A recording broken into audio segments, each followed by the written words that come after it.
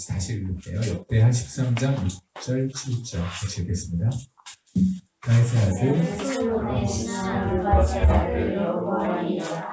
자기 주를 대가하고 성공과 대화하며 따르므로 스스로 강하게 솔로몬의 아들 로보암을 대적하였으나 그때 로보암이 어리고 마음이 연약하여 그의 입을 등이 받지 못하였습니다.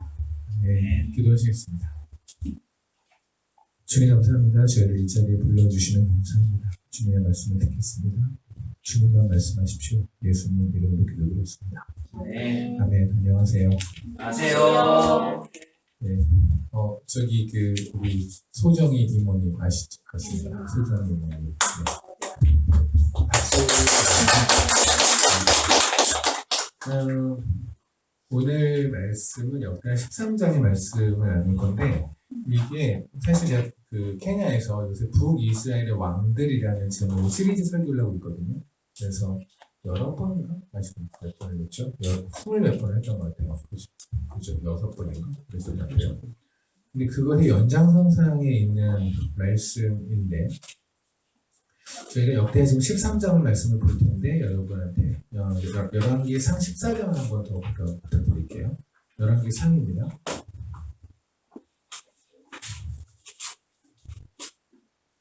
열왕기 상 14장의 말씀을 보면 19절 20절이에요. 제가 읽을게요. 여로보암의 그 남은 행적 곧 그가 어떻게 싸웠는지 어떻게 다스렸는지 이스라엘 왕 역대 지략에 기록되니라. 여로보암이 왕이 된 지 22년이다. 그가 그의 조상들과 함께 자매 그의 아들 나답이 대신하여 왕이 되니라. 아멘. 제가 지금 한 20번에 걸쳐서 나눴던 이야기가 뭐냐면 여로보암에 관해 나눴어요. 여로보암의 어떤 신상을 털겠다는 것이 아니라 여로보암의 죄라는 말이 나오잖아요. 성경에서는 북이스라엘에서 있었던 19명의 왕, 여로보암을 포함해서 19명의 왕 중에서 여로보암의 당연히 걔 상태가 원래 그랬으니까 그렇지만 그 뒤로 있었던 18명의 왕을 통째로 뭐라고 하시냐면 여로보암이 죄를 따랐다라고 말씀하세요. 근데 유다에 있는 왕 중에서 상태가 좋았던 왕들이 있거든요. 그 왕들은 다윗의 길을 쫓아갔다고 얘기를 해요. 그러니까 하나님 선에서는 두 가지 길이 있는 거예요. 사람이 가는 때. 하나는 다윗의 길을 가는 사람이 있고 하나는 여로보암의 길을 가고 있는 게 있죠. 다윗의 길을 가는 사람은 당연히 하나님이 보시 기쁜 자들일 것이고 거꾸로 여로보암의 길을 가는 자들은 하나님이 보시기에 안 좋은 자들이잖아요. 그런데 우리는 의외로 하나님께서 아니라고 하는 그 오다풀이에 별로 관심이 없는 경우가 있는 것 같아요. 그러니까 이건 절대 아니야 라고 하셨다면 우리는 물론 진리를 가는 것도 매우 중요하지만 때로는 이게 진리인지 아닌지가 헷갈릴 수 있잖아요. 그죠? 그냥 다 진리라고 하니까 그냥 단순히 기독교 안에서의 정통 교단 내지는 이단, 3단 다 포함해서 둘 다 진리라고 하고 하다못해 샴푸 나온 팔아도 이 샴푸가 진리예요 이러잖아요. 이 커피가 진리예요 그러잖아요. 세상은 진리가 넘치거든요. 그로 우리가 올바른 길을 아는 것도 중요하지만 아닌 길을 아는 것도 매우 중요하거든요. 공부해보셨죠? 수능 공부해봤나요? 잠깐이라도 해봤잖아요. 그치? 공부할 때 우리가 중요한 어떤 걸 하냐면 오다풀이라는 걸 했잖아요. 그죠? 그래서 이러이러한 거 틀린 문제 이렇게 하면 틀린다라는 오다풀이를 하는 게 중요한 것처럼 여로보암의 죄에 대해서 나누는 건 매우 중요한 것 같아요. 왜냐하면 그것은 오답이거든요. 하나님한테 하나님을 굉장히 열받게 하고 하나님을 진노하게 하는 지름길이 바로 여로보암의 죄예요. 그래서 여로보암의 죄에 대해서 지금 케냐에서 한 20번 넘게 그 죄에 대해서 이렇게 나눴어요. 그리고 여로보암에 관한 얘기를 했겠죠.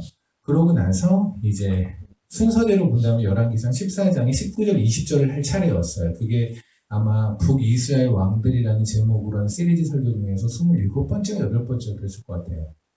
근데 그 19절에 보면 여로보암이 그 남은 행적 곧 그가 어떻게 싸웠는지 어떻게 다스렸는지라고 하잖아요. 근데 어떻게 다스렸다는 얘기를 우리가 다 알아요. 그렇죠? 나쁘게 다스렸어요. 그런데 어떻게 싸웠는지? 그럼 여로보암이 누군가랑 싸웠구나. 그죠? 누군가랑 싸웠구나. 라는 거에서 이제 이 역대하 13장의 말씀을 제가 묵상하기 시작한 거예요. 어떻게 싸웠는지가 역대 지략에 써야 되는데 그럼 여로보암은 무엇 때문에 싸웠을까요? 어떻게 싸웠냐라는 거는 총칼을 들고 싸웠다거나 군대로 군사를 얼만큼 많이 했다거나 이게 포인트가 아니겠죠. 어떤 이슈로 싸웠냐가 중요한 거잖아요. 지금 정쟁이라는 게 있잖아요. 지금도 여야 기타 등등의 정쟁들이 있잖아요. 그러면 그 이슈가 뭐냐는 거죠. 법무부 장관의 이슈냐, 예전에 있었던 박모모 하던 대통령의 이슈냐가 이슈라는 게 있잖아요. 그럼 여러밤이 누군가랑 싸웠다는 분명한 이슈가 있었을 텐데 그 이슈는 뭐였을까를 고민을 하다가 역대하 13장을 가게 됐어요. 역대하 이제 14장 가겠습니다. 참고로 여기서 성경에 대해서 조금 모르시는 분들이 있다면 그분들을 위해서 설명해 드리면요. 역대상하에 있는 내용은요. 남유다와 북이스라엘의 공이 다 적혀 있어요. 그러니까 이스라엘이 통일이었거든요. 그러니까 솔로몬이, 다윗이 있었고 그 전에 사울이 있었고 다윗이 있었고 솔로몬이 있었고 솔로몬이 인생의 막판에 좀 삽질을 해요. 그래서 하나님께서 까셔서 나라를 두 동강을 내세요. 지금 남북한처럼 두 동강을 내시고 그 얘기가 다 적혀 있으니까 북쪽에 있는 북이스라엘이라는 나라의 19명의 왕들 그리고 남유다의 20명에 있는 왕들의 얘기 다 적혀 있는 게 11개 상하예요. 그런데 역대상하는 뭐냐면 역대상하가 적혀진 그 배경을 이해하시면 좀 편할 것 같아요. 그걸 언제 적냐면 이제 나중에 그러니까 북이스라엘은 아수르라는 나라한테 멸망을 해요. 그리고 나서 남유다는 그 뒤로도 명맥을 유지하다가 바벨론이라는 나라한테 멸망을 하게 돼요. 그래서 바벨론에 끌려갔거든요. 끌려가서 70년을 그 안에 있었어요. 바벨론에. 그 다음에 풀려났어요. 근데 우리가 그렇잖아요. 고난을 당하다 보면 더 하나님이 더 보고 싶고 더 그리워지고 더 찾게 되잖아요. 그죠? 그러니까 애들도 마찬가지예요. 왜 저희 어른들이 하는 명언 있죠. 굶겨봐라. 안 먹는 애들한테 어른들이 항상 그래. 굶겨봐. 알아서 먹어. 하는 것처럼 왜 엄마 소중한 거 모르는 애들은요. 엄마 없어 보면 엄마 소중한 걸 알거든요. 그런 거예요. 하나님 없어서 없이 살다가 바벨론에 가서 완전 종살이로 70년 살다 보니까 하나님이 너무너무 좋은 거예요. 하나님이 너무 그리워요. 그래서 이들이 오자마자 70년 후에 풀려나자마자 이들이 제일 먼저 하는 게 뭐냐면 그 당시에 무너졌던 성전이나 성벽을 건축하는 일을 해요. 그러면 이때쯤 되면 이들은 어떤 생각을 했을 거냐면 우리가 지금 짓는 이것이 하나님을 위해서 하는 거잖아요. 그러면 하나님이 막 부어주실 거라는 생각이 드는 거죠. 예를 들면 라이프 미션 교회가 언젠가 만약에 교회를 건축을 한다. 이제 우리 라이프 미션 교회만의 이 교회만 가지고 있는 그런 그렇죠. 여기서 뭐 그래 아무래도 뭐 남의 건물인데 우리의 건물을 갖는다라고 하면 이제 물론 건축 전문가한테 맡겨야 되고 뭐 이런 것도 있겠지만 또 성도들도 와서 인테리어도 그렇고 뭐 기타 등등 뭐 헌금을 하고 뭐 이렇게 해서 최선을 다해서 하겠죠. 그럴 때 뭔가 일이 술술술 풀리기를 기대하잖아요. 왜냐면 하나님을 위한 예배당을 짓는 거니까 하나님 얼마나 부어주시겠어. 했는데 의외로 건물을 짓는데 뭐 사기를 당한다든가 아니면 건물을 짓는데 안에 인테리어를 했는데 뭐 다음날 왔더니 뭐 이거 붙여놓은 게 떨어진다든가 아니면 뭘 해놨더니 리원이가 와서 낙서를 신나게 했더라든가 그러니까 뭔가 할 때마다 일이 벌어지는 거예요. 뭔가 안 좋은 일들이. 이러면은 아마 조용히 누구한테 말은 못해도 성도들 사이에서 이런 얘기를 하지 않을까요? 이거 하나님이 원하지 않으시는 것 같아. 이런 생각이 들겠죠. 똑같아요. 지금 바벨론에 있었던 그 이스라엘 백성들이 와가지고 하나님을 위해서 성벽을 건축하고 성전을 건축하고 뭐 이렇게 화이팅해서 나가는데 하나님 막 부어주실 줄 알았는데 사실은 그렇지 않고 수많은 장애물이 있는 거예요. 뭐 외세가 침략을 한다든가 여러 가지 문제로 진도를 안 나가는 거예요. 이때 바벨론 이제 그 이스라엘 백성들이 우리가 워낙 잘못해서 하나님 우리를 버렸나 봐. 우리를 버렸으니까 하나님을 위해서 지금 이 하는 것 자체를 하나님이 기뻐하지 않으시나 봐. 우리 그만할까? 어차피 버림받았는데 뭐 이런 생각이 깊이 뿌리 박히고 있을지.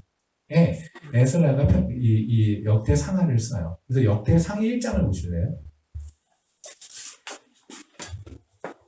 역대 상하 1장을 보면 소제목이 이렇게 나와 있죠. 아담에서 아브라함까지라고 되어 있잖아요. 그죠? 우리 제일 싫어하는 거잖아요. 족보. 그죠? 우리가 마태복음에서 누가 누구를 이거 있죠. 누가 누구 아버지고 이것만 나와도 잘 안 보게 되잖아요. 근데 이게 여기서 끝나지가 않아요.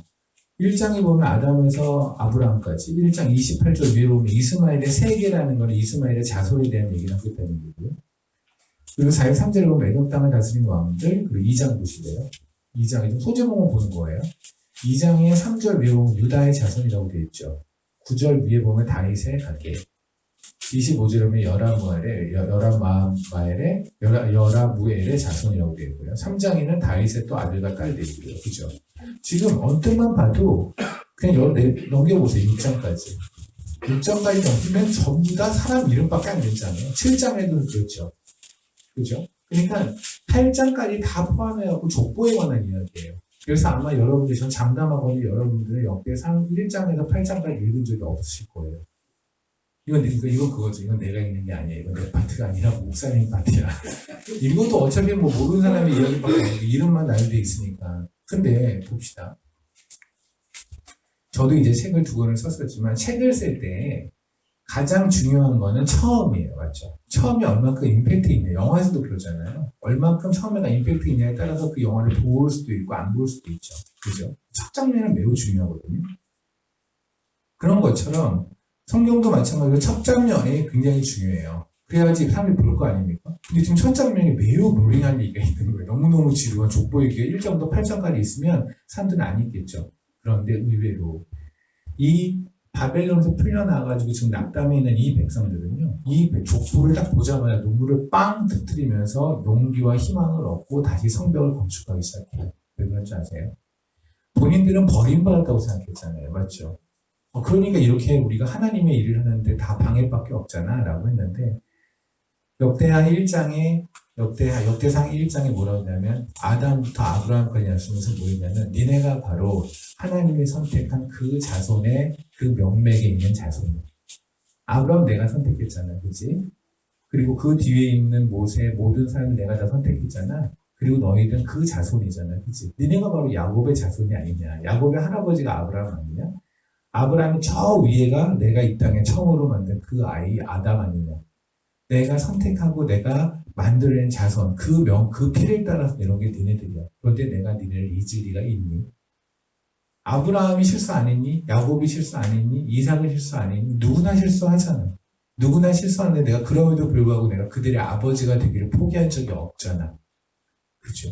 그게 하나님의 말씀이세요. 그러니까 이 족보를 딱 받자마자 우리같이 이제 멍청한 사람들은 왜 이렇게 지루한 걸로 시작하셨어? 라고 할지 모르지만 이 이스라엘 백성들은 이걸 보자마자 빵 하고 눈물이 터지면서 그래요. 하나님 우리 안 버리셨군요. 맞네요. 아브라함이 잘나서 하나님의 백성이 된 게 아니잖아요. 아브라함 그냥 70될 때까지 70이 거의 다 될 때까지 우르라는 땅에서 그냥 우상 숭배하던 사람이에요. 그러니까 내가 만약에 노력을 해서 하나님을 만나는 거라고 한다면 아브라함은 하나님을 만날 가능성이 1도 없죠. 왜냐하면 하나님을 애초에 몰랐으니까. 그게 바울이 로마서에서 하는 얘기잖아요. 니네는 맨날 아브라함의 자손이라 아브라함의 자손이다. 그래서 니네가 이런 율법 같은 걸 지키면 구원받는다고 하더라. 근데 한번 보자. 그럼 아브라함 얘기를 한번 해보자. 아브라함은 무슨 율법을 지켜서 하나님을 만나니? 아브라함은 애초에 율법을 받은 적이 없잖아요. 아브라함 이후서부터 율법을 받은 거잖아요. 그럼 아브라함은 구원 받았어 안 받았어? 당연히 구원 받았지. 왜냐면 하나님은 아브라함의 하나님이라고 하셨으니까. 그러면 아브라함의 하나님이라고 말씀하신 하나님은 아브라함의 하나님이 되셨고, 그러면 아브라함은 구원을 받았고, 그런데 구원을 받는데 니네들 율법을 지켜야 구원을 받는다고 한다면 아브라함은 구원을 못 받잖아. 율법을 지키려면 율법을 받아야 되는데 처음 시작점에 그래 농사 짓고 있던 친구가 갑자기 하나님이 불러가지고 아브라함아 떠나라 그래서 내 땅으로 떠났단 말이에요. 그럼 갑자기 이 친구는 아무것도 하나님에서 한 게 없잖아. 하나님이 율법을 받은 적도 없잖아. 근데 어떻게 걔가 했겠니?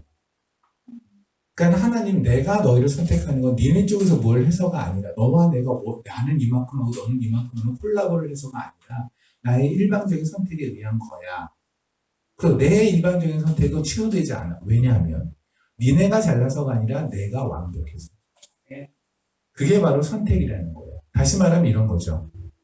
그러니까 하나님은 인간의 수준을 보면 우리는 늘 불안해요. 그래서 우리가 뭔가를 잘못하면 하나님 우리를 버리지 않으실까? 우리가 선택한 걸 후회하지 않으실까라고 생각할 수 있거든요. 근데 그건 하나님을 몰라서 하는 얘기예요. 하나님은 하나님이 스스로 하신 거를 후회하시지 않아요. 성경에는 후회한다는 표현이 몇 번 있거든요. 하나님은 후회하셨다. 예를 들어 사울을 왕으로 받는 걸 후회하셨다. 그러니까 그걸 잘못 보면 regret이라는 단어는 후회했다는 말이면 하나님은 후회라는 얘기는 뭐냐면 내가 얘기한 거에 대해 실수가 있다는 얘기잖아요. 그렇죠? 우리 왜 가끔 부부싸움 하다 보면 내가 너랑 결혼한 게 후회야 이렇게 말하는 분들이 있을 수도 있어요. 저는 절대 그런 적이 없는데. 너 정원 없나요? 없나요? 몰라요. 어쨌든 근데 우리가 왜 무슨 물건만 사도 우리가 후회할 수 있잖아요. 괜히 샀어. 실수했다는 얘기잖아요. 그러면 하나님이 후회했다라는 것은 그럼 하나님이 실수했다는 걸 고백하신 걸까? 하나님이 실수한 걸 고백했다면 하나님은 완전하게 무너지죠. 근데 제가 블로그에 썼지만 하나님은 완전한 거를 스스로 포기하시거나 아니면 우리가 하나님의 완전을 인정하지 않는 걸 하나님은 완전한 걸 스스로 포기하시면 하나님이 안 돼요. 하나님은 완전하셔야만 해요. 그 우리는 시험을 볼 때 90점 이상이면 잘 본 거잖아요. 98점이 잘 본 거잖아요. 근데 하나님은 99.9999가 완전하세요라고 말하면 하나님한테 쌍욕을 한 거예요. 그거는 하나님한테 하는 모욕 중에 최고의 모욕이에요. 하나님은 완전하세요. 그리고 완전한 분이 하시는 거는 다 완전하죠. 그리고 우리를 선택한 것도 완전한 선택이에요. 맞죠? 그래서 근데 우리의 삶을 보세요. 여러분 스스로의 삶을 본다면 하나님의 완전한 선택을 받은 자답게 완전하게 살고 있나요? 아니잖아요. 하나님이 원하는 수준의 삶이 이거라고 한다면 우리는 한 요 정도 그것도 아니고 그냥 바닥 수준의 삶을 살고 있는 게 사실이잖아요. 그죠? 그럼 하나님은 왜 그러실까? 그게 바로 사단이 하는 일이에요. 사단은 뭐 하냐면 하나님한테 가서 얘기해요. 하나님 선택 잘못하신 거 모르시겠어요? 하나님 지금 테일을 선택했죠. 어젯밤에 테일이 뭐 있는 줄 아세요? 그제 저녁에 테일이 뭐 있는 줄 아세요? 지금 테일이 뭐 하고 있는 줄 아세요? 하나님이 선택한 백성이라는 삶을 1도 살아내지 못하고 있는 애예요. 근데 하나님이 왜 걔를 선택해요? 걔 때문에 하나님 스스로 이름에 먹칠하고 계시는 거예요. 고로 걔를 잘라내세요. 라고 얘기를 해요. 그게 사단이 계속 얘기해요. 그게 바로 욥기예요. 그래서 하나님 그러잖아. 오케이, 그럼 죽이지만 말고 욥한테 한번 네가 시험을 줘봐라. 그래도 걔가 너 혹시 나를 배반하는지. 그죠? 그래서 사단은 계속해서 말하는데 사단은 하나님에게만 말하는 것이 아니라 동시에 우리에게도 얘기를 해요. 뭐라고 얘기하냐면 똑같은 얘기. 우리가 가진 맨날 고민들이죠. 야, 너 네 삶을 봐봐. 네가 선택한 대상이 맞니? 아닌 것 같죠. 그죠? 우리 솔직하다면, 정직하다면 우리가 아닌 거 알잖아요. 우리 삶이 도저히 선택받은 사람의 그런 삶이 아닌 거 알잖아요. 그러니까 너는 선택받은 게 아니야. 아니면 넌 선택을 받았지만 하나님은 언제나 그 선택을 취소하실 거야. 네 삶이 후지니까. 그러니까 지금 사단은 계속해서 이간질을 시켜요. 하나님은 우리의 선택을 하나님이 포기하시도록 하나님께 말을 하고요. 그리고 우리에게는 하나님의 선택은 불완전하다. 다시 말하면 언제든지 널 포기할 수 있어라는 얘기를 계속 심어줘요. 오케이? 그게 지금 사단이 하는 역할이거든요. 근데 아니에요. 하나님은 우리 하나님의 선택을 포기할 의향이 1도 없으세요. 절대 포기하지 않으세요. 그게 사무엘상에 나오는 게 뭐냐면 하나님 그래요. 내가 너의 구원을 취소하지 않는 이유는 뭐냐면 나의 이름을 위하여. 뭐냐면 하나님께서 우리의 구원을 취소한다는 얘기는 뭐예요? 스스로 완전하지 않음을 고백하는 거잖아요. 내가 실수할 수 있으면. 하나님은 제가 말했잖아요. 실수하면 안 된다니까요. 그러면 하나님 아니에요. 하나님이 1이라도 실수하거나 하나님이 1이라도 완전하지 않은 부분이 있다라고 만약에 판명이 되면은 여러분도 저도 하나님을 믿으면 안 돼요. 그런 신을 믿으면 안 돼요. 오케이? 하나님을 완전하시기에 우리가 하나님을 믿는 거예요. 아멘. 바로 이거예요. 다시 말하면 하나님은 그러면 우리가 이렇게 삶이 후진데도 불구하고 후진 걸 어떻게 하시려고? 이게 하나님의 자신감이에요. 뭐냐면 끌고 가겠다는 얘기예요. 하나님이 원하는 수준으로 보라는 얘기예요. 제가 옛날에 이제 입시학원 원장이었는데 입시학원 할 때 간혹 가다가 아주 교만한 얘기를 당신은 교만하게 돈을 벌어도 좋기 때문에 충분히 더 교만했어요. 교만을 연습했어요. 교만을 학습하고 교만을 연습했는데 그때는 어떻게 교만했냐면 이렇게 말했어요. 애들을 데리고 와요. 그래서 좀 고3만 가졌는데 고3을 데리고 오면 애들 성적표를 이렇게 보잖아요. 그러면 뭐 말도 못하는 애들도 있고 이제 그러면 얘기하는 엄마한테 얘는 내가 어디까지 보내겠습니다. 라고 얘기를 하는 거예요. 예를 들어서 뭐 걔가 왔다, 고2 때 왔다, 뭐 이러면 얘를 어디까지 보내겠습니다. 하고 뭐 100%는 아니지만 대부분 그래도 얘기했던 것만큼 보냈던 것 같아요. 물론 이제 그 사이에 얘는 녹아났겠죠. 저한테 얼마나 혼나고 두드려 맞고 했겠습니까? 엄마한테 이제 말을 한 거예요. 제가 얘를 말 그대로 죽이지만 않겠어요. 욕기가 그때 썼어요. 내가 얘를 죽이지는 않겠습니다만 얘가 그래도 신체 좀 상해를 입어도 괜찮은 신체. 이 대학교만 가면 괜찮은 심지어 부모들 다 그러잖아요. 상관없 있습니다. 휠체어 타서라도 그 대학만 들어가면 감사합니다. 그러고 나서 애를 완전히 바보로 만드는 거죠. 그래서 걔는요, 진짜 새벽에 2시에 제가 전화를 딱 하잖아요. 그러면 자다가도 벌떡 일어나가지고 튀어오는 거예요. 됐어요. 그렇게 상을 만들어야 했던 시기가 있었던 거지. 그렇지 않은데. 하여간 인간 중에서도 그렇게 교만한 사람이 있잖아요. 그죠? 내가 얘는 이만큼의 대학교를 보내겠다라고 까부는 사람들이 있잖아요. 그죠? 근데 하나님이 얘를 선택했어요. 테일이를 저를 여러분을 선택했어요. 그리고 나서 하나님 말씀을 보내면 지금 내 상태는 이 모양이지만 내가 끝끝내 끌고 가겠다는 얘기예요. 그래서 여러분의 삶을 봐보세요. 보면은 그래도 조금 나아졌거든요. 예전보다 조금은 나아졌고 또 내가 아직까지 그렇게 살지 못하더라도 그렇게 살아야겠다라는 마음이 더 들잖아요. 그죠?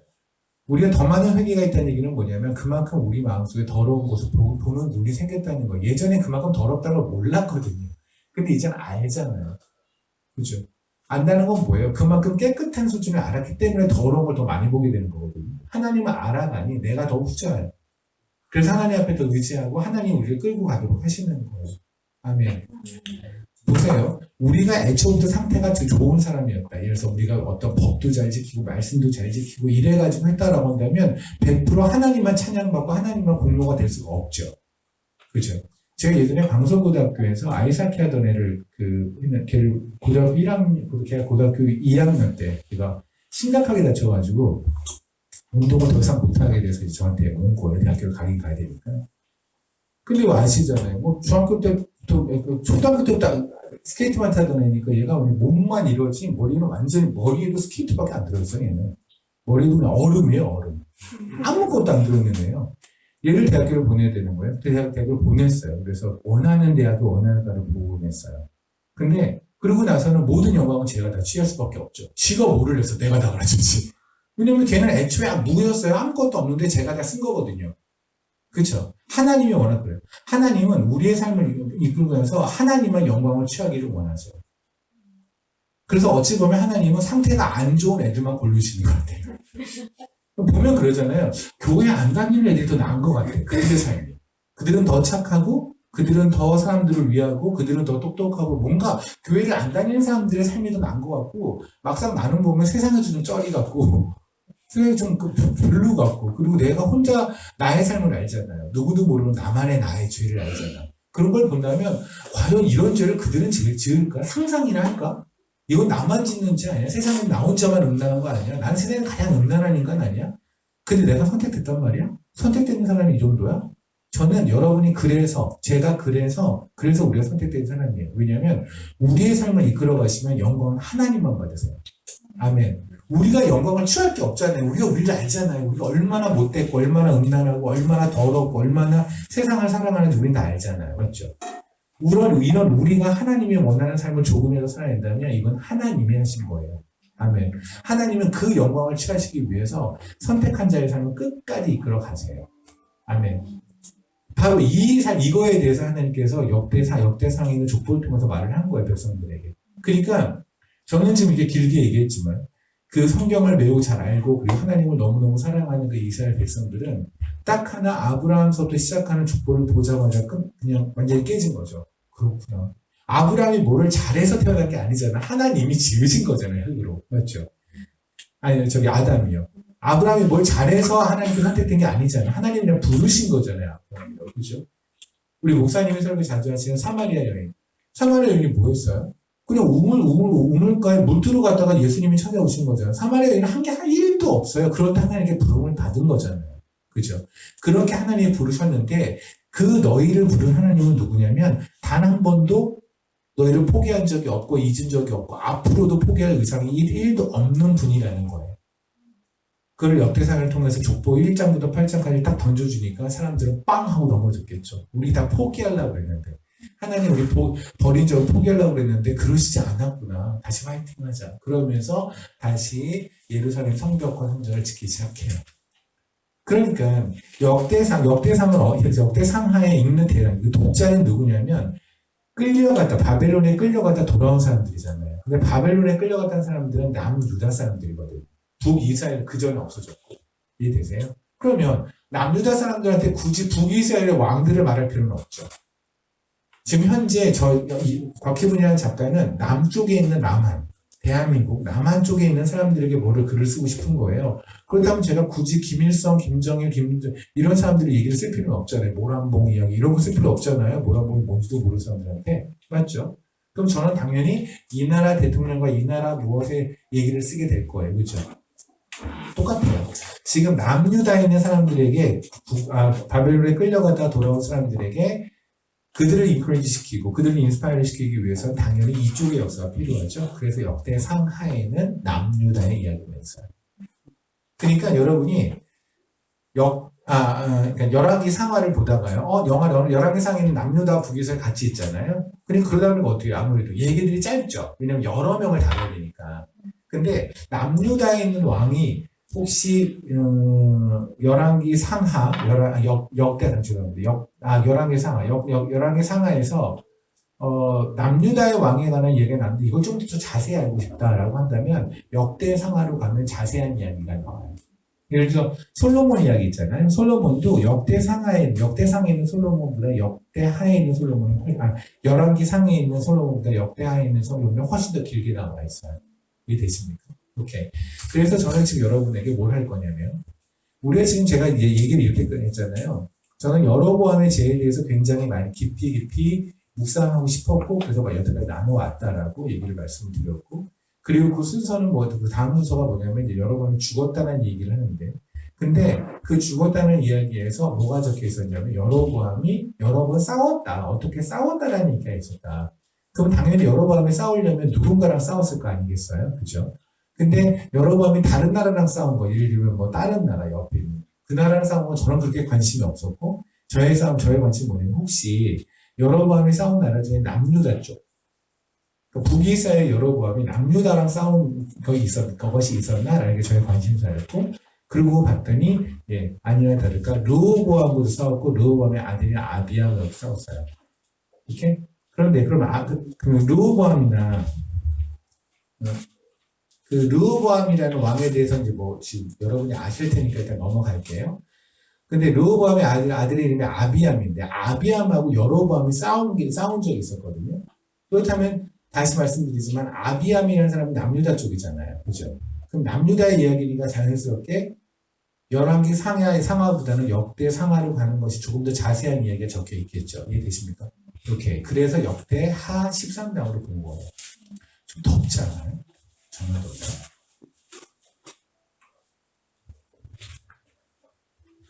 저만 더운 거면 안 하셔도 돼요. 저도 엄청 덥습니다. 그쵸? 근데 왜 다 참아요? 있네요.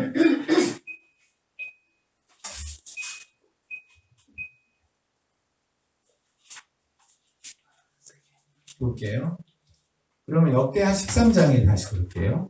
역대하 13장 같은 나왔죠. 아비야와 그리고 여로보암의 전쟁이라고 되어 있잖아요. 그래서 아비야라는 사람은요, 아까 우리 앞에도 봤던 열왕기 상에서 아비얌이라고 나왔잖아요. 아비얌과 아비야는 이름 동일 인물을 뜻해요. 가끔 열왕기 상하에서 나오는 왕의 이름과 역대 상하에 나오는 왕의 이름이 좀 다르게 나올 때가 있거든요. 같은 사람이 다르게 나오는 거예요. 예를 들면 제가 어렸을 때 이름이 말리였어요. 웃지마. 난 좋았겠냐? 우리 할머니가 많은 사람들 앞에 초등학교 때 그 큰 이름으로 말리야! 그러면 좀 그때 갖추고 생각했어요. 애들은 다 희문이라고 알고 있는데 희문이도 마음에 안 들어 죽겠는데 말리라고 뭐야?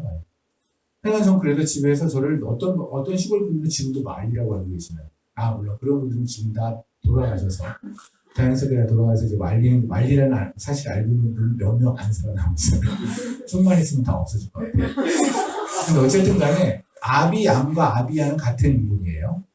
그래서 역대하 13장에 보면 아비야와 여로보암의 전쟁이 할 때 이거는 아비암과 여로보암의 전쟁으로 이해하시면 돼요. 오케이. 그럼 그들이 왜 싸웠냐는 거예요. 저는 이들이 싸웠다? 그러면 무엇 때문에 어떤 이슈로 싸웠냐가 중요하잖아요. 그죠? 그러니까 지금 여러분이 무슨 광장에 사람들이 서초동인가 거기 막 모인다면서요. 그죠? 모이면 그들이 모이는 게 포인트가 아니라 왜 모이냐, 이슈가 뭐냐가 중요한 거잖아요. 그죠? 나중에 시간이 이만큼 지나가 보세요. 10년, 20년 앞으로 지나가 보세요. 지금 있는 그 이슈가 진짜 말 같지도 않은 이슈라는 거 다 알 거예요. 우리는 지금은 그렇게 중요한데 사실은 그것이 그렇게 중요한 이슈인 경우가 거의 없거든요. 세상에서 하나님이 보시기에 중요한 이슈는 뭔지 아세요? 하나님의 진리와 하나님의 진리를 공격하는 자들 간의 싸움. 그것만이 중요해요. 근데 우리는 보통 그런 데는 관심이 별로 없고 나와 나의 이름을 공격하는 사람, 나의 집과 나의 집을 공격하는 사람, 나의 재산과 나의 재산을 공격하는 사람, 이거에만 관심이 있잖아요. 근데 사실은 역사는 뭐냐면 하나님의 진리와 하나님의 진리를 공격하는 자, 그들 간의 싸움만을 하나님은 기억하세요. 그 13장이 바로 그걸 거예요. 그러니까 아비암이라는 사람과 여로보암이라는 사람이 서로 감정적인 싸움을 했다라는 건 전혀 중요한 것이 아니라 이들은 분명히 하나님의 진리를 지키고자 하는 자가 하나님의 진리를 깨버리는 자와의 싸움일 겁니다. 1절 볼게요. 여로보암 18째 아비암이 유다의 왕이 되었다. 예루살렘에서 3년 동안 다스렸어요. 그리고 나서 그가 이제 3절에 보면 아비암은 싸움에 용감한 군사 40만 명을 택하여 싸움을 준비하고 여로보암은 큰 용사 80만 명을 택하여 그가 대신한 거. 와우. 그러니까 지금 아비암하고 아비암이 40만인데 그들이 80만 명. 어차피 뭐 더블이도 어쨌든 간에 싸움이 시작이 되는 거잖아요. 그럼 싸움이 시작되는 건 뭘까요? 아비암이 주장하는 게 있고 여로보암이 주장하는 거, 쌍방간에 주장하는 것이 각하게 대립했다는 얘기죠. 그죠? 다시 말하면 뭐 서로가 진리라고 생각한 거죠.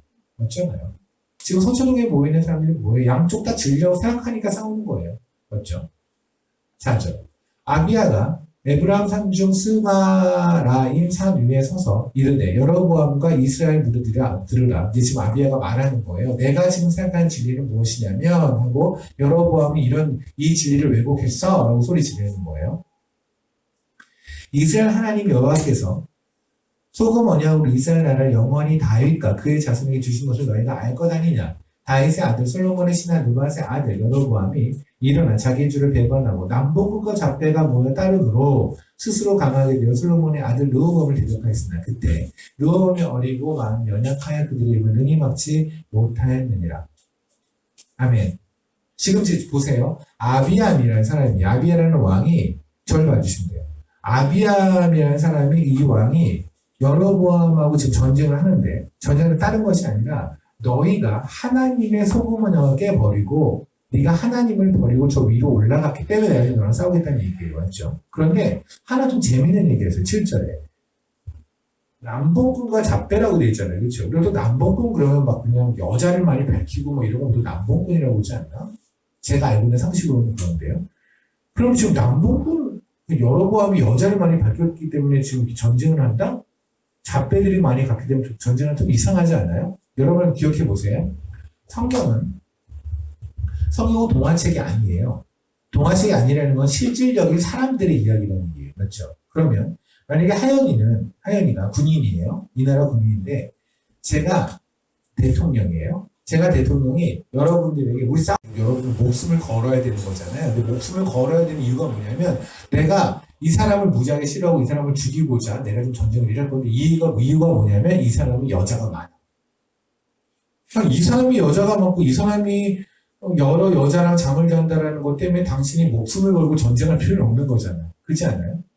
그러니까 남봉군과 잡배라는 말, 그들이 남봉군과 잡배가 북이스라엘 올라가서 여로보암을 따랐다. 그러기 때문에 40만 명이 일어나서 전쟁을 한다? 그들도 80만 명이 일어나서 이제 내려온다? 이건 말이 아니잖아요. 그죠? 그럼 여기서 남봉군과 잡배라는 것은 뭔가 다른 의미일 거예요. 우리가 알고 있는 수준의 의미가 아니라 우리가 알고 있는 남봉군과 잡배의 의미가 아니라 저들은 남봉군과 잡배라는 이름을 가진 무엇인데 그것은 충분히 40만 명이나 되는 군인들이 맞아 이거는 목숨을 걸고 싸워야 되는 일이야 라고 자기의 모든 걸 던질 만한 이슈였다는 얘기죠. 맞나요?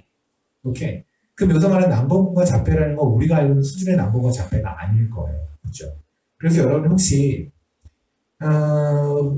킹제임스 버전 흠정역이라고 하네요. 흠정역 혹시 성경 가지신 분 있으면 어플 있으시면 한번 봐보실래요? 어플 보면 성경 어플에 보면 흠정역이라는 어플이 있을 거예요. 그 성경 그 버전 중에서 그 흠정역이를 보면 소영자매님 있나요? 없어요? 누가 있나요? 아무도 없나요?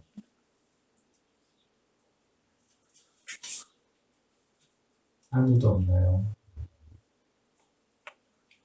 아니면 그냥 성경 어플 가지 말고 인터넷을 하세요. 인터넷에서 역대하 13장 7절 그리고 뭐 흠정역 이렇게 치면 아마 거기 나올 거예요. 이건 중요한 얘기여서 제가 여러분에게 시간을 드리고 찾아보시라고 하는 겁니다. 찾으셨나요? 누가 찾았을까요?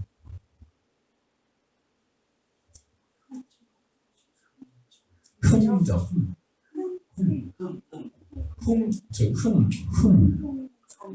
정역, 역.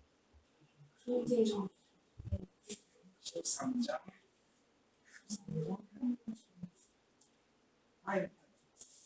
있으면 소미 읽어줄래요?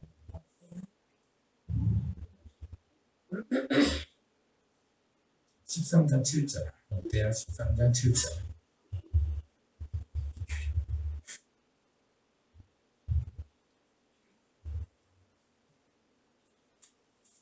목사님 읽어주시겠습니까? 영어네요. 아니, 영어로 읽으셔도 돼요. 영어로 읽고 소미가 한국말 읽으면 소미가 또 통역한 게 돼요.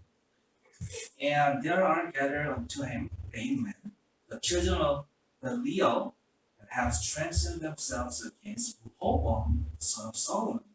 And Rehoboam was young and tender-hearted, and could not withstand them. 킹 제임스 버전이에요. King James Version. The children of Belial. 벨디아라고 돼 있죠. 네. 오케이. 저기 그 소미 아니 누구든지 한국말 되는 거 혼정역 해주세요. 또 허영심하는 자들과 벨기아의 자손들이 그에게 모여 자기들의 세력을 강화하고 솔로몬의 아들 로보암을 대적하였는데 그때 로보암이 어리고 마음이 연약하여 그들의 눈이 맞지 못하였나니. 아멘. 거기에 보면 뭐라고 남북과 작배라고 지금 해석이 되어 있는데 원래 킹 제임스 버전에는 뭐냐면 Children of Belial이라고 되어 있고요. 그리고 지금 흥정역이라는 그 킹 제임스 버전을 그냥 해석한 성경에는 뭐라고 되어 있냐면 벨리알이라고 되어 있을 거예요. 그죠? 벨리알. 그러니까 허영심이 많은 자들과 벨리알이 따로 모여서 스스로 강하게 되어 솔로몬의 아들 르호보암을 대적했다 그 말이잖아요. 그러니까 지금 봅시다. 아비암이라는 사람이 40만 명이 보통 군대가 아니죠. 40만 명도 다 그들도 누군가의 아들들이잖아요. 그 귀한 아이들, 그 친구들을 데리고 목숨을 다 잃어버릴지도 모르는 전쟁터에 나가는 거예요. 그럼 그들을 설득을 했을 거 아니야, 그렇죠? 그들도 명분이 있어야 전쟁을 하죠. 명분 없이 어떻게 전쟁을 했어요? 그럼 어떤 명분이냐면 이렇게 말해요. 지금 여로보암한테 야 니네들이 허영심이 많은 이 벨리아들 이놈들아 라고 좀 소리를 지는 건데 이 얘기를 이들한테 얘기를 해서 설득을 했겠죠. 우리는 지금 누구랑 싸우는 거냐면 벨리알이라는 녀석들과 싸울 거야.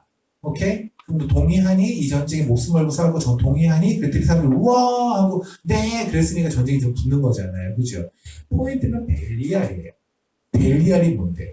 제가 예전에 벨리알에서 몇 번에 같이 설교를 했고요. 한번 나눴던 걸로 기억이 나는데 이 벨리알은요. 제가 오늘은 종교적인 문제, 기독교 안에서 진리에 관한 문제 가지고 나눌게요. 살짝 보긴 할 텐데 일단은 벨리알이 여러분의 모든 성경, 그러니까 버전과 상관없이 벨리알이 모든 성경에 등장하는 데는 어디냐면 고린도 후서예요. 6장을 볼까요?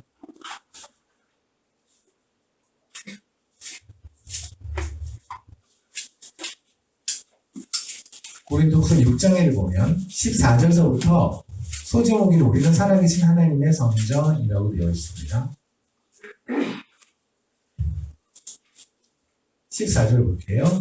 제가 읽을게요. 너희는 고린도후서 6장입니다. 고린도후서 6장 14절입니다. 너희는 믿지 않는 자와 명예를 함께 매지 말라. 의와 불법이 어찌 함께하며 빛과 어둠이 어찌 사귀며 그리스도와 벨리알이 어찌 좋아하며 믿는 자 믿지 않는 자가 어찌 상관하며 그때 벨리알 나오죠. 그죠? 근데 지금 대조되는 그걸 보십니까? 의와 불법이 한 쌍, 빛과 어둠이 한 쌍, 그죠?